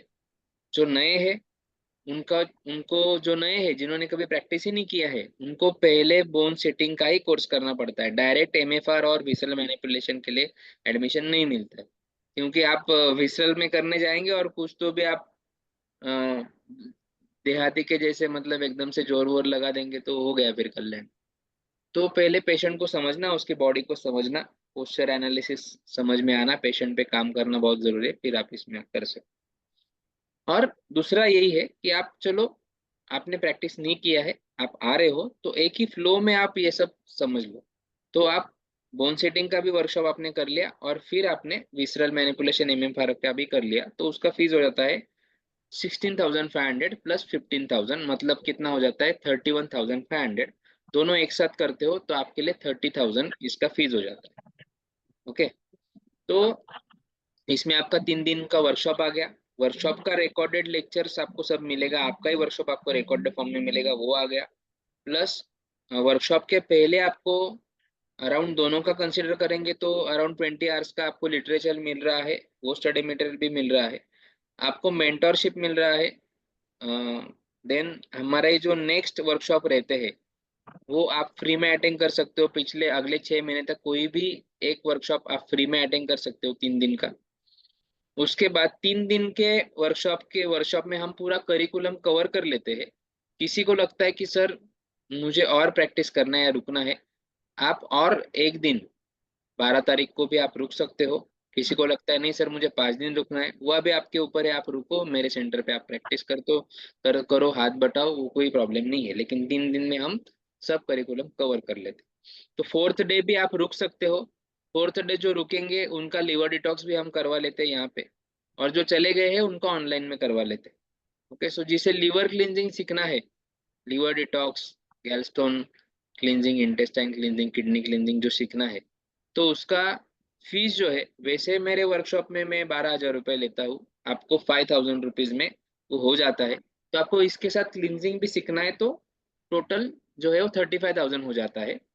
लेकिन ये बैच के लिए, क्योंकि ये ऐसा मेरा बैच है पहला कि जिसमें मैं इसमें क्लींजिंग में इंक्लूड कर रहा हूँ, क्लींजिंग के मेरे अलग वर्कशॉप और ट्रेनिंग होते थे, उसमें मैं ऑलरेडी कमा रहा हूँ ना, लेकिन मैं अभी मैंने क्या किया, बार बार आना नहीं होता है, और ये एस्पेक्ट बहुत जरूरी है आपको समझना, क्योंकि स्टार्टिंग तो इससे होना चाहिए पेशेंट के हीलिंग का, ऐसे मुझे लगता है। तो वो मैंने इसमें फ्री कर दिया है। ओके। तो जो भी लोग दोनों वर्कशॉप के लिए रजिस्टर करेंगे, बोन सेटिंग और ऑस्टियोपैथी का, visceral manipulation and myofascial release का, वो सभी के लिए ये लिवर क्लींस का जो प्रोटोकॉल है वो मैं फ्री कर दे रहा हूँ। ओके। तो आपको कितना पैसा लग रहा है, 35,000 वर्थ रुपीज का, जो 35 ही नहीं, 36,500 वर्थ रुपीज का पूरा वर्कशॉप जो है वो आपको 30,000 में मिल रहा है। ओके। 6,500 वहां पे बच रहा है, प्लस आपका अकोमोडेशन भी हमारे पास है, आपको एक एक अच्छे से होटल में अकोमोडेशन भी मिलेगा, और आपका दोपहर का लंच जो है वो हमारे पास है, मॉर्निंग का ब्रेकफास्ट और इवनिंग का डिनर ये आपके पास है, क्योंकि आपको भी तो यहाँ का लोकल फूड और आपके हिसाब से आप टेस्ट कर सकते हो। ठीक है। तो ये तरीके से हमने इसको डिजाइन किया है, और आपको कोई रेस्ट्रिक्शन नहीं है। आपको जब भी लगता है कि सर मुझे रिवाइज करना है, मुझे वापस आना है, आप कभी भी 2 दिन निकाल के यहाँ पे आओ, सेंटर पे आओ, पूरे वर्कशॉप में जो किया है वो रिवाइज करके आप जा सकते हो, आपके ट्रेनर के साथ आप लाइव पेशेंट में हाथ बटा सकते हो। और किसी को लगता है मुझे वर्कशॉप रिपीट करना है तो वो रिपीट भी कर सकता है, फ्री में कर सकता है, अगले 6 6 महीने में कभी भी आके। खाली अकोमोडेशन का जो चार्जेस रहेगा वो उसको देना पड़ेगा। और वैसे भी अ, आप अगर किसी वर्कशॉप में आप 3 कैंडिडेट्स को लेके आते हो, तो भी आपको 3 या उससे ज्यादा, तो भी आपको वो वर्कशॉप फ्री हो जाता है री अटेंड करने के लिए। ओके। फिर उसके बाद ये अपॉर्चुनिटी, और आपको रजिस्ट्रेशन के लिए क्या करना है, 5,000 रुपीज पे करना है। मेरा फ्लेक्सी लर्निंग मोड भी है, मैं आपको वो बताता हूँ कैसे है वो। तो जिसमें एक्चुअली 2 महीने पहले से ये प्रोसेस चालू हो जाता है, 2 3 महीने पहले से चालू हो जाता है रजिस्ट्रेशन का। और इसमें अलग अलग स्टेप्स मैंने बताए हैं कि रजिस्ट्रेशन आपको कैसे करना है। तो वो स्टेप्स जो है ना, वो मैं आपको बता देता हूँ। जिसमें शुरुआत जो होती है वो 6,000 रुपीज से होती है। तो आप पहले 6,000 आप पे करेंगे, तो उसके बाद आपको कुछ रिकॉर्डिंग्स मिलेंगी अराउंड 10 आवर्स की, आपको वो देखनी होती है। फिर वो खत्म कर लेंगे। तो फिर नेक्स्ट पेमेंट जब करते हो तो आपको spinal alignment and body alignment के प्रोटोकॉल्स के वीडियो मिल जाते हैं। फिर वो बंदा वो सब देख लेता है, उसमें जो डाउट्स क्वेरी है वो नोट कर लेता है। फिर नेक्स्ट 9,000 का पेमेंट जब आता है, तब फिर उसे फंक्शनल कपिंग या माय फेशियल रिलीज के कुछ कंसेप्ट्स, उनके वीडियोस दिए जाते। तो ये तरीके से स्टेप बाय स्टेप 2 महीने में ये पूरा 31,000 या 30,000 का पेमेंट कंप्लीट करवा के, वो सब ये फ्लो में वो सब देख के फिर यहाँ पे आते हैं हैंड्स ऑन वर्कशॉप के लिए। तो ये एक्चुअल जर्नी है हमारे वर्कशॉप का। ओके, अभी आप इमीडिएटली आ रहे हो तो आपको वो सब कवर करना पड़ेगा। तो आप अभी 5,000 रुपीज इनिशियली पे करके आप रजिस्टर करते हो, तो भी मैं आपको जो है पूरा 10 आवर्स का जो भी वीडियोस है वो इमीडिएटली आपको मिल जाएगा। आप देखना स्टार्ट कर दो, और जितना टाइम उसमें कंज्यूम करेंगे उतना यहाँ पे जो टाइम है आप हैंड्स ऑन प्रैक्टिस के लिए अच्छा दे पाओगे।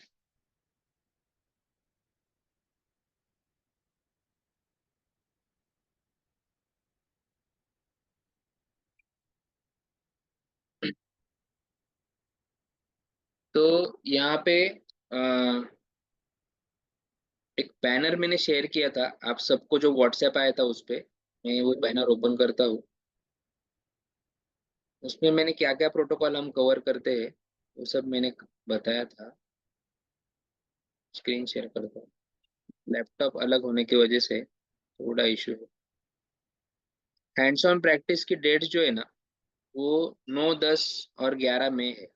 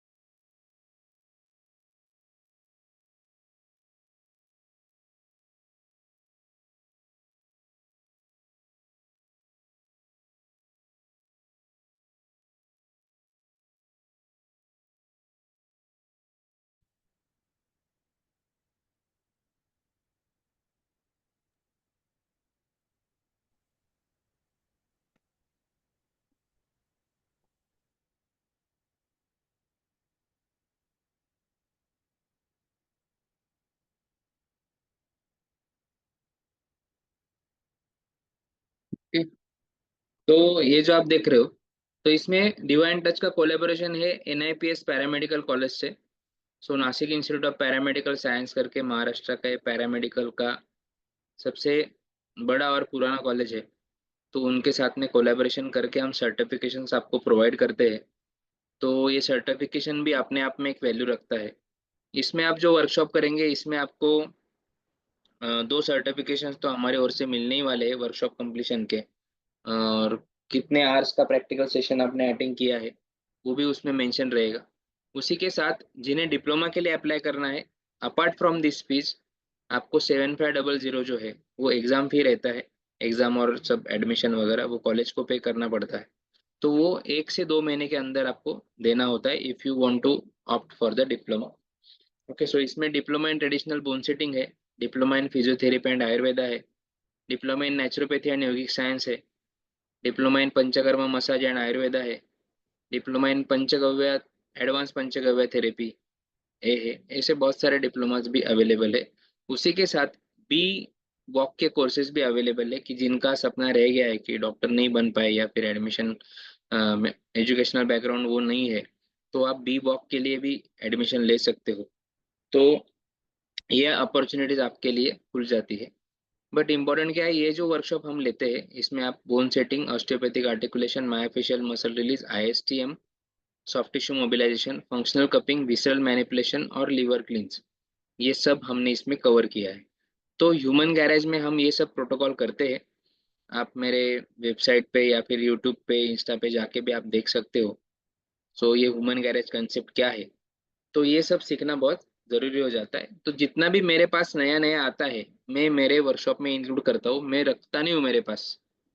ओके, मैं सब देते जाता हूँ, क्योंकि हर एक बंदे को जिसको आप ट्रीट करेंगे उसको एक प्रॉपर ट्रीटमेंट देना और पेन फ्री लाइफ देना, आपके हाथ से मिलना, यही मेरा मोटिव है। तो इसमें मैंने जैसे बोला है कि आपको फीस जो है, व्हाट्सएप का मैसेज, 30,000 फीस है आपको। और अभी ग्रुप पे मैंने इन्फॉर्मेशन डाला है, आपको मोबाइल पे मैसेज भी आया होगा, तो यहाँ पे आप देख सकते हो। स्टेप 1 है 3,000 रुपीज। तो ये आप अभी वेबिनार में अगर आपको रजिस्ट्रेशन करना है, तो आपको 3,000 रुपीज पे करके भी आप रजिस्ट्रेशन कर सकते हो। देन नेक्स्ट स्टेप है आपका 6,000 रुपीज, जिसमें 3,000 पेमेंट के बाद आपको ऑल थेरी एंड एनाटॉमी के लेक्चर्स मिलेंगे, जो अराउंड 3 घंटे के रहेंगे। उसके बाद नेक्स्ट 6,000 का पेमेंट आएगा, और आपका 1-to-1 कॉल भी मेरे साथ होगा, जिसमें आपके जो भी डाउट्स क्वेरी है, आपका ऑब्जेक्टिव क्या है ये वर्कशॉप अटेंड करने का, आप एग्जैक्टली क्या सीखना चाहते हो, ये सब के ऊपर डिस्कशन होगा। आप फुल्ली सेटिस्फाइड हो जाएंगे, देन आप नेक्स्ट पेमेंट करेंगे 6,000 का। ओके, फिर आपको मिलेगा various concept of body body alignment and soft tissue mobilisation के कंसेप्ट्स, और उसके प्रैक्टिकल रिकॉर्डेड लेक्चर्स आपको 10 आवर के मिलेंगे, तो 9,000 रुपये आपका आ गया। देन नेक्स्ट 6,000 का पेमेंट आप करते हो, तो आपको लाइव वर्कशॉप के वीडियोज जो है, जो टेक्निक्स हमने परफॉर्म किए, और काइनेसियो टेपिंग के भी प्रोटोकॉल है, फंक्शनल कपिंग के प्रोटोकॉल है, वो सब मिलेंगे। देन नेक्स्ट 6,000 के पेमेंट में आपको मायोफेशियल मसल रिलीज एंड आईएसटीएम की टेक्निक्स मिलेंगी। ये किन के लिए है? जो फ्लेक्सी लर्निंग मोड के लिए जाते हैं। और अभी इमीडिएटली जिनको वर्कशॉप के लिए आना है, उनको वर्कशॉप के फर्स्ट डे तक ये सब, उनका 30,000 का पेमेंट आना जरूरी है। ओके, देन नेक्स्ट 6,000 जब आप करते हो, तो आपको एमएफआर और आईएसटीएम के मिलते हैं, और फिर आपका बच जाता है 6,500 रुपया। तो जो ऑनलाइन मोड में सीख रहे हैं, उनको 6,500 रुपया नहीं देना है। जब भी वो वर्कशॉप अटेंड करने के लिए फिजिकली आएंगे, तब उनको ये 6,500 जो है वो पे करना रहे। ओके, तो जो फ्लेक्सी लर्निंग मोड में करेंगे, उनके लिए इसी 30,000 में और 6,500 जो है वो डिस्काउंट हो जाएगा। ओके, तो ये सीधा सीधा इसमें कैलकुलेशन है। डेट कब है? 9, 10, 11 मई को है। वेन्यू है divine touch healing centre, Nashik, Maharashtra. And it includes development of holistic approach to see the problem with the view of body is one unit। एक सिंगल सेल से हमारा पूरा बॉडी बना है, और लेकिन हम हर एक पार्ट को अलग अलग कंसिडर करके जो ट्रीटमेंट करते हैं, यही चीज गलत है। तो body posture analysis, assessment, diagnosis पे भी हम काम करेंगे, रूट कॉज आइडेंटिफाई करना, काउंसलिंग, एंड उसके टेस्ट भी रहते हैं कुछ बॉडी पोस्चर एनालिसिस के। Then bone setting and osteopathic articulation techniques है, जिसमें मोबिलाइजेशन है, मैनिपुलेशन है। देन रेडियोलॉजी के कुछ टर्मिनोलॉजी से वो भी समझेंगे, कॉन्ट्राइंडिकेशंस, रेड फ्लैग्स एनालाइज करेंगे। डायरेक्ट टेक्निक्स होती है मैनिपुलेशन की, इनडायरेक्ट टेक्निक्स भी होती है, तो उन्हें कैसे यूज करना है, कौन से केस में डायरेक्ट यूज करने हैं, कौन से केस में इनडायरेक्ट यूज करनी है, वो हमें देखना है। देन मसल चेंज कैसे रहती है, मसल रिलीज करना है, आईएसटीएम है, मायोफेशियल डिकम्प्रेशन है, विसरल मैनिपुलेशन है, विसरल ऑर्गन्स के कनेक्शंस कैसे है अपने पूरे बॉडी के साथ, मस्कुलोस्केलेटल प्रॉब्लम से विसरल ऑर्गन्स कैसे कनेक्टेड है। Okay, identification of similar pain of visceral and musculoskeletal, मतलब बहुत सारे ऐसे पेन रहते हैं कि जो सिमिलर रहते हैं, कि विसरल, मतलब पेन मस्कुलोस्केलेटल है लेकिन कॉज विसरल है। तो ये तरीके के कौन से ऐसे पेन रहते हैं, जिसमें हम कैसे डायग्नोस करेंगे कि ये विसरल है कि मस्कुलोस्केलेटल है, तो वो कुछ केस स्टडीज में हम इसमें देखेंगे। और फीस जो है अभी पूछ रहे हैं, तो वापस एक बार रिपीट कर देता हूँ। 30,000 रुपीज में आपका सब प्रोटोकॉल हो रहा है। सिर्फ बोन बोन सेटिंग सीखना है तो 16,500 है, जिसमें फर्स्ट 2 डेज आप अटेंड करना है। और आपको अगर आईएसटीएम, मायोफेशियल रिलीज और क्लींजिंग ये भी सीखना है, तो आप ₹15,000 है, और दोनों एक साथ सीखना है तो 16,500 प्लस 15,000 31,500 हो जाता है। लेकिन आपको 1500 डिस्काउंट आता है, 30,000 आपको पे करना रहेगा। उसमें जिनको क्लींजिंग सीखना है वो एक दिन यहाँ पे भी रुक सकते हैं, या घर पे जाके भी वो क्लींजिंग जो है उनका हम यहाँ से गाइड करके भेजेंगे, और वो क्लींजिंग करके वहां से भी सीख सकते हैं। आगे दूसरे का करेंगे उसमें भी उनको सपोर्ट मिलेगा। और जिन्हें प्रैक्टिस करना है तो वो भी एक दिन या 2 दिन तक नासिक में रुक सकते हैं। हमारे सेंटर पे आप प्रैक्टिस भी कर सकते हो। ओके, तो ये क्यों मैंने अलाउ किया है, क्योंकि हर एक का ग्रास्पिंग है वो उसके हिसाब से सीखता है। तो अगर वो चाहता है कि मुझे रुकना है तो वो रुक सकता है, कोई प्रॉब्लम नहीं है। ओके, तो यहाँ से ये जर्नी जो है स्टार्ट होता है। अभी इसमें आपका कुछ डाउट रहेगा तो आप एक बार मुझे पूछ लेंगे, हम कंक्लूड करेंगे इसको।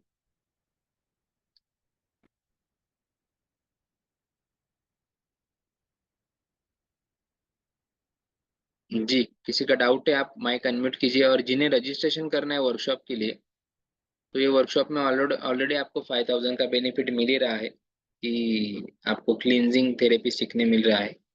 तो आप ₹2,000 भी अभी पे कर देंगे, सॉरी ₹3,000 भी अभी पे कर देंगे, आपका रजिस्ट्रेशन हो जाएगा, आपको लेक्चर्स भी मिल जाएंगे, और आपका 1-to-1 कॉल भी मुझसे कंसल्ट हो जाएगा।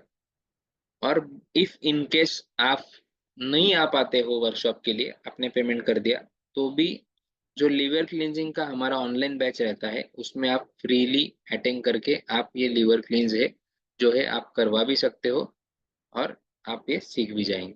ओके, तो एक लिवर क्लींज मैंने, क्योंकि बहुत सारे लोगों का क्या होता है, रजिस्ट्रेशन करते आ नहीं पाते, 2 महीना 3 महीना चल रहा है, तो उसके एवज में हम उनका लिवर डिटॉक्स करवा देते हैं। ओके, तो ऐसा नहीं है कि आपने पेमेंट किया और फिर वो अटक ही गया, तो उसके एवज में आपको उतने वर्क का हम दे भी देते हैं। तो रजिस्ट्रेशन करना ज़रूरी है। एक बार रजिस्ट्रेशन कर लेते हैं, आप एक स्टेप ले लेते हैं, तो डेफिनेटली आगे रास्ते खुल जाते हैं। कुछ लोग सोचने में ही रहते हैं, सर मेरे से होगा क्या, मेरे तो ये अपॉइंटमेंट रहते हैं, मेरे इतने दिन ओपीडी बंद रहेगा, या मेरे घर में तो ये फंक्शन है। तो आप प्रायोरिटी डिसाइड करो, आप एक स्टेप लो, यूनिवर्स आपके लिए और स्टेप आसान कर देगा आगे जाके। ठीक है, अभी किसी को कुछ डाउट है ना, आप वो भी पूछ लेना। और पेमेंट के लिए जो है मैं नंबर यहाँ पे डालता हूँ, एक मिनट, एक मैसेज आ रहे हैं। तो 3,000 का जो पेमेंट करना है वो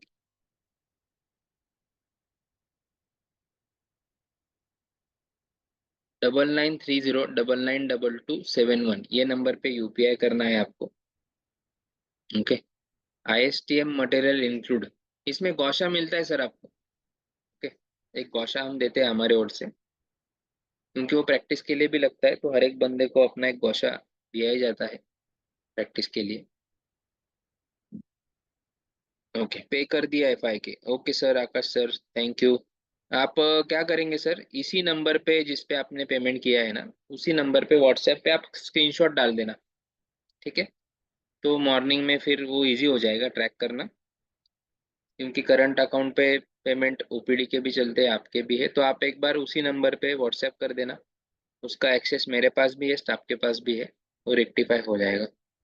यस, और किसी के कुछ डाउट्स है आप पूछेंगे। क्लिनिक कैसे ओपन कर सकते हैं? क्लिनिक ओपन नहीं करना है सर, हमें क्लिनिक ये वर्ड ही हमारे डिक्शनरी से हटा देना है हमें।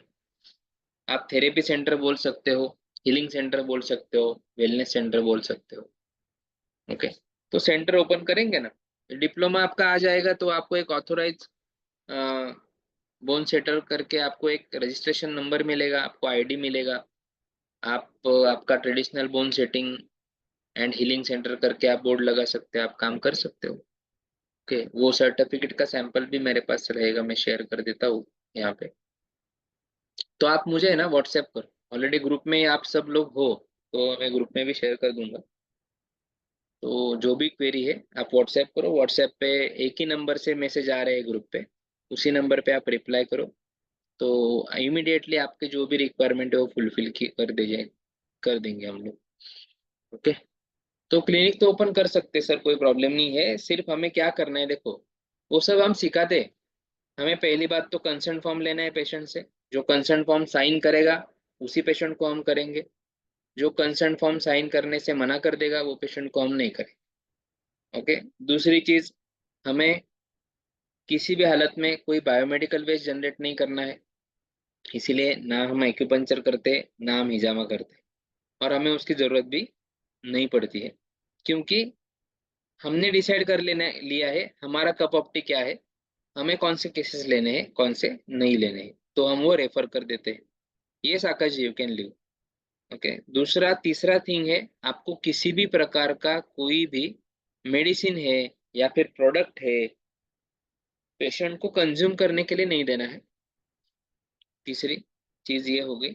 और चौथी चीज है, आपको पेशेंट को एडमिट नहीं करना। आप बोलेंगे आओ मेरे पास, आओ मेरे ही सेंटर में आप रुको, तो आप 24 आवर्स से ज्यादा, अगर मतलब एक रात के लिए आप उसको आपके यहाँ पे रखते हो तो आप नर्सिंग होम के एक्ट में कंसिडर किए जाते हो। आपको वैसे करना है तो आप कोई भी किसी डॉक्टर को as a medical consultant appoint करके उनके द्वारा आप रजिस्ट्रेशन कर लो नर्सिंग एक्ट में, देन आप वहाँ पे पेशेंट को रख सकते हो। तो ये चार चीजें नहीं करेंगे ना, तो आप बिंदास सेंटर चलाओ, आपका कुछ प्रॉब्लम नहीं होगा। ठीक है। तो अभी इतने स्टूडेंट्स हो गए, अराउंड 1000+ अभी स्टूडेंट्स हो जाएंगे।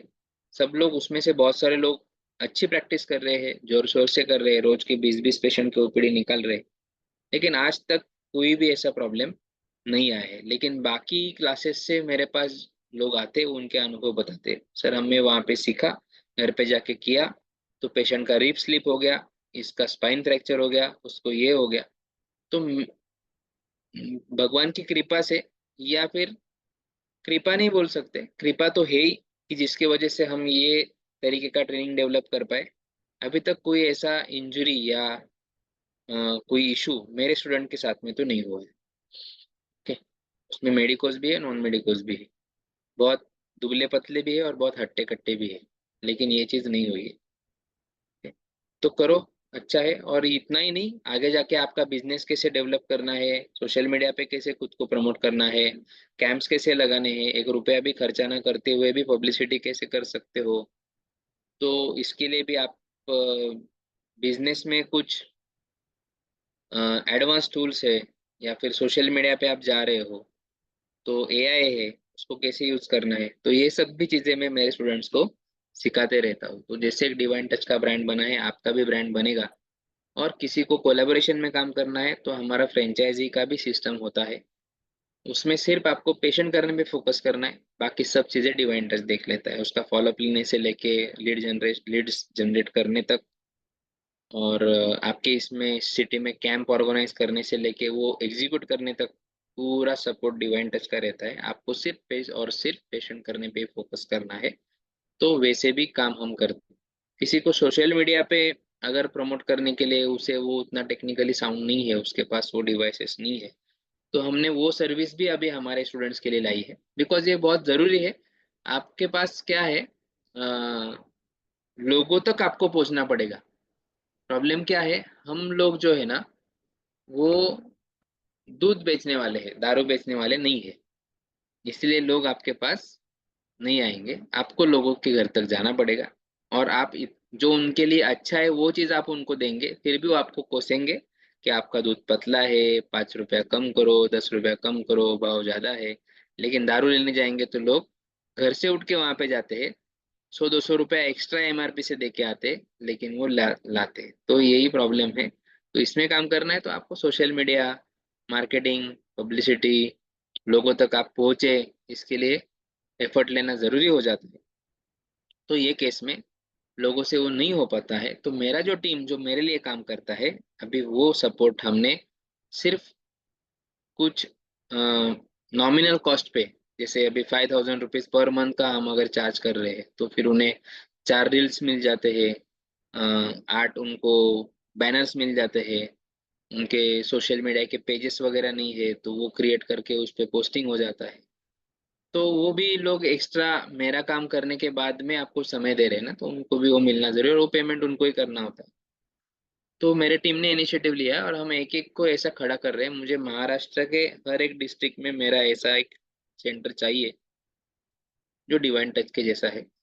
तो अभी हर घर हीलर से हम थर्ड डिस्ट्रिक्ट में आ गए, बराबर, क्योंकि ये सब हमारे ही अल्टरनेटिव वालों ने मुझे मजबूर कर दिया कि हर हर घर हीलर से, जहाँ पे मैं 5,000 का सोच रहा था, मैं 36 लोग सोच रहा हूँ, बराबर। तो लगता है वहां से एक काम करेंगे, क्योंकि ये सबको इकट्ठा रखना और साथ में काम करने का आदत लगाना, यही अपने आप में बहुत बड़ा चैलेंजिंग काम मुझे लगता है।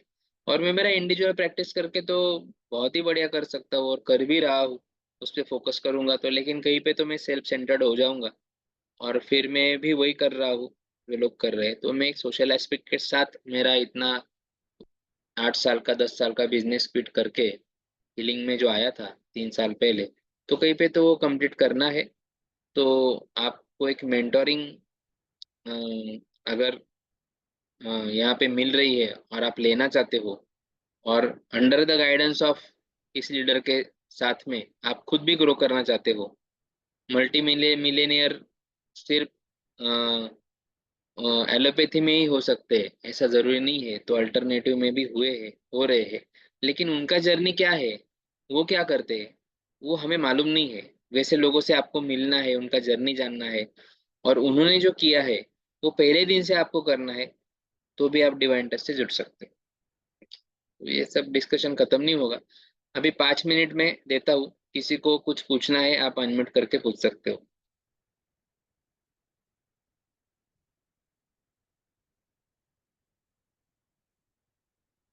ये हर्षद जी, आपको बोलना है कुछ? हुँ, हुँ। सर जैसे कि है उसमें एनाटॉमी फिजियोलॉजी की जो फर्स्ट वर्कशॉप है, जो वीडियोस वगैरह है, हम्म, तो अगर उसकी रिक्वायरमेंट ना हो तो सेकंड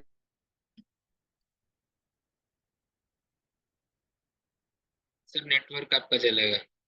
देखो ऐसा नहीं है, एनाटॉमी फिजियोलॉजी मतलब मैंने उसमें ऐसे नहीं बताया है कि I have done B pharma. ये मसल को ये कहते हैं, ये नहीं बताया है। वो अंडरस्टैंडिंग है कि काइनेटिक, बॉडी काइनेटिक चेन क्या है, ओके, कैसे ये वर्क होती है। तो आप वो देखो, वो थेरोटिकल नहीं है उसमें, ओके, उसमें okay understanding okay of sir. The human kinetic body chain, तो कंसेप्ट के ऊपर बात है। और उसमें एक बेसिक बेसिक तो हमने चीजें आपको भी रिवाइज हो जाती है ना, कि किसे क्या कहते हैं, वो कैसे कनेक्ट है, तो अपने आप में वो स्लाइड्स में एक्सप्लेन करते वक्त वो नाम आते हैं, तो एनाटॉमी वहाँ पे आपका कंसेप्ट एक्सप्लेन करते करते ही रिवाइज हो जाता है। ओके, इसमें कोई ऐसा ओके। आपको नहीं मिलेगा कोई भी कैंडिडेट कि जिसको कुछ भी मेडिकल फील्ड का टच नहीं है, या फिर एनाटॉमी वगैरह से उसका शुरुआत है, फिर उनको तो हम सीधा पैरामेडिकल कॉलेज में ही भेज देते हैं ना सर। ओके, तो मेरे पास सब मुझे मालूम है ना, किसी को किसको वर्कशॉप में लेना है, किसको नहीं लेना है। मैं ऐड भी दिखा रहा हूँ ना यहाँ पे, मुझे मालूम है मैंने ऐड किनको दिखाया है, और मेरे वेबिनार के लिए कौन कनेक्ट हुए हैं। ठीक है, तो वो तो अपना 1 साल का रेगुलर बोन सेटिंग डिप्लोमा करते हैं ना कॉलेज में।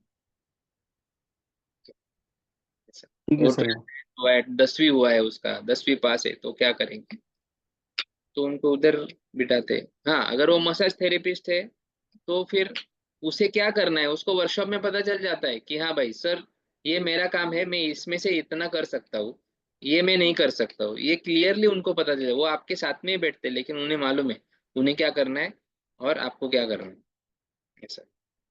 और फिर हम उनको प्लेटफॉर्म प्रोवाइड करते हैं कि चलो आप सीखो, आपका 12th साइंस नहीं हुआ है क्या, आप एडमिशन लो, डिस्टेंस में करो, 1 साल में वो कंप्लीट हो जाता है, फिर किसी मेडिकल कोर्स के लिए एडमिशन करवा देते हैं। तो ऐसा स्टेप बाय स्टेप। वैसे भी बंदे आपको मेरे इसमें मिलेंगे जिन्होंने 3 साल में अभी वो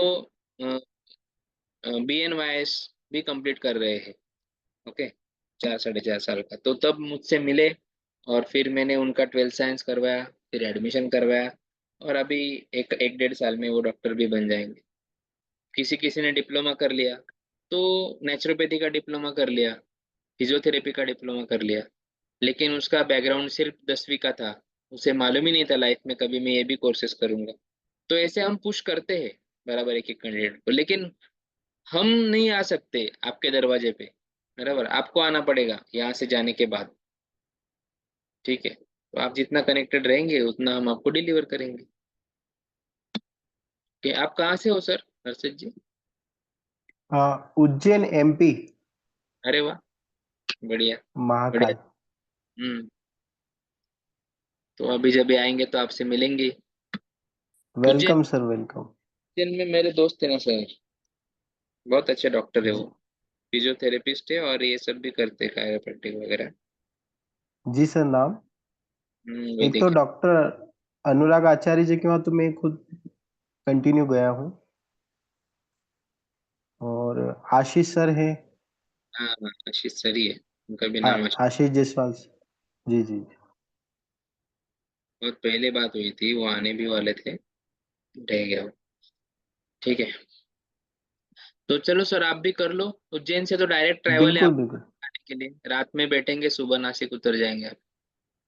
जी, जी सर, जी सर। बिल्कुल श्योर सर। मुंबई वाला ट्रैवल्स जो है वो नासिक ड्रॉप कर देता है।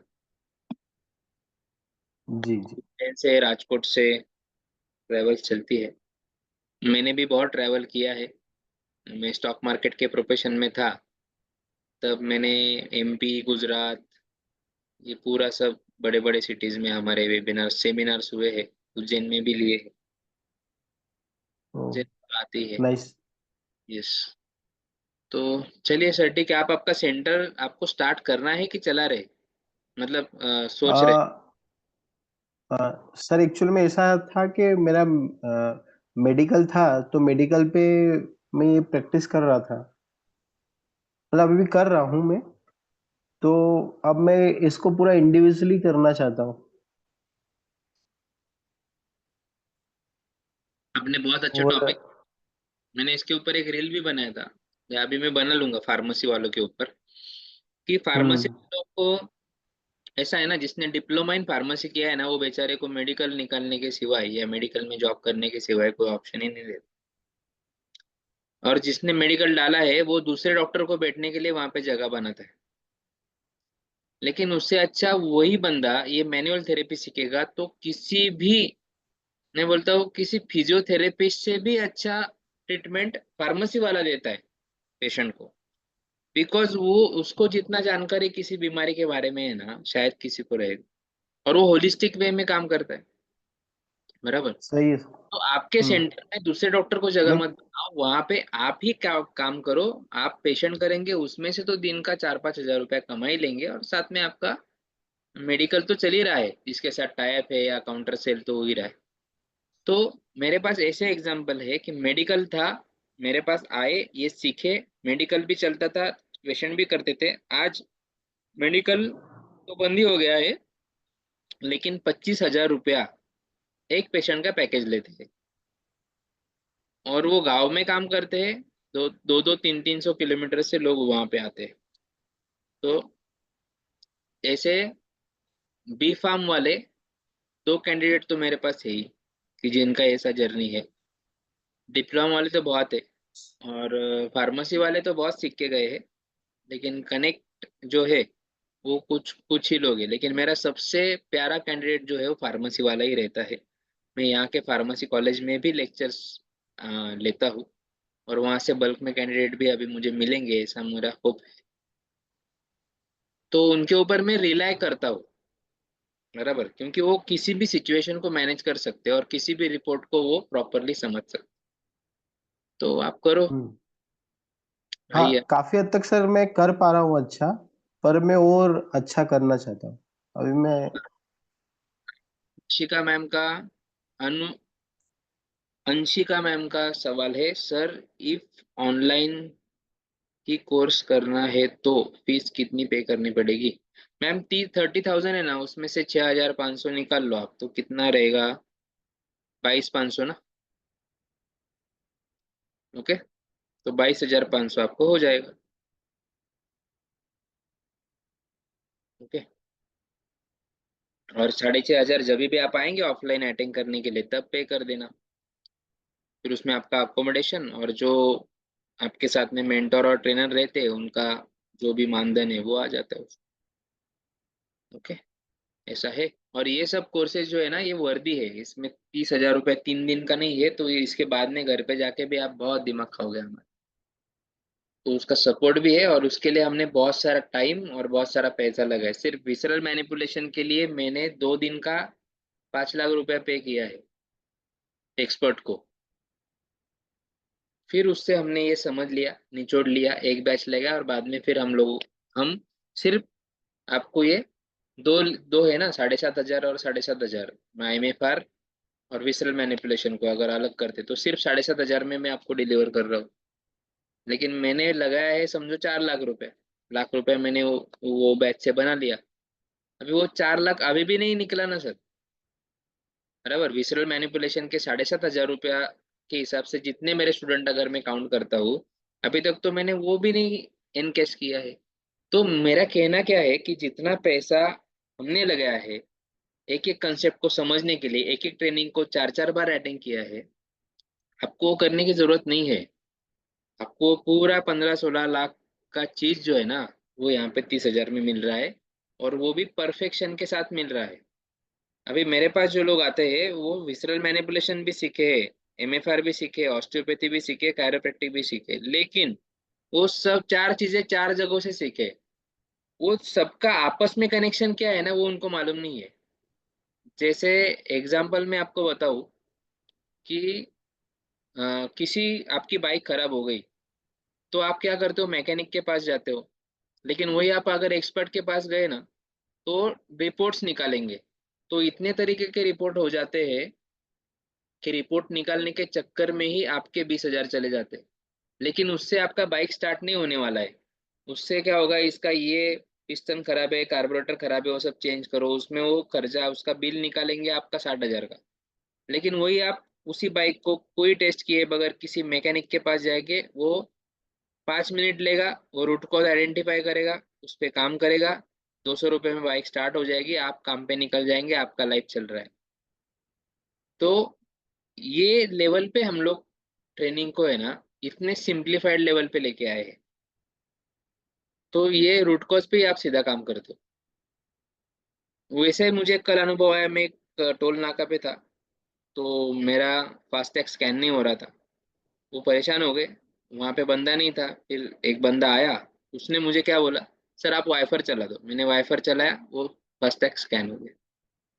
तो अभी अगर उसको टेक्निकल इंजीनियर बुला लेते ना, तो बहुत बड़ा इशू हो जाता, बहुत सा खर्चा वो उनको हो जाता टेस्ट करने में, ये करने में।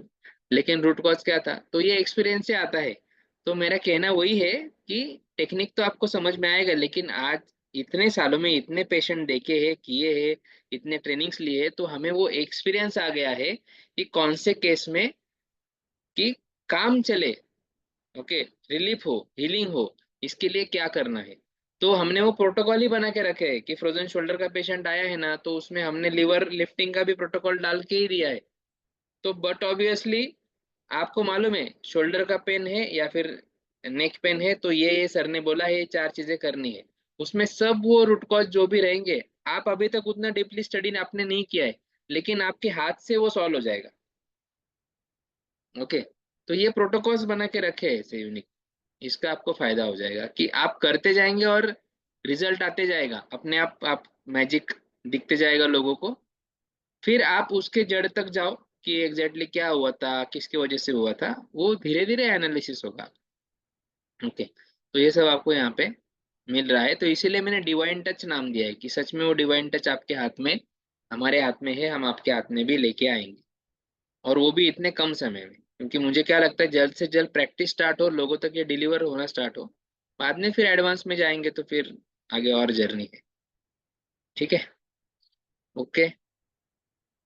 तो अंशिका जी, आप रजिस्ट्रेशन कर रही है? आप कहाँ से हो मैम, क्या करते हो आप? सर मैं वर्धा महाराष्ट्र से हूँ।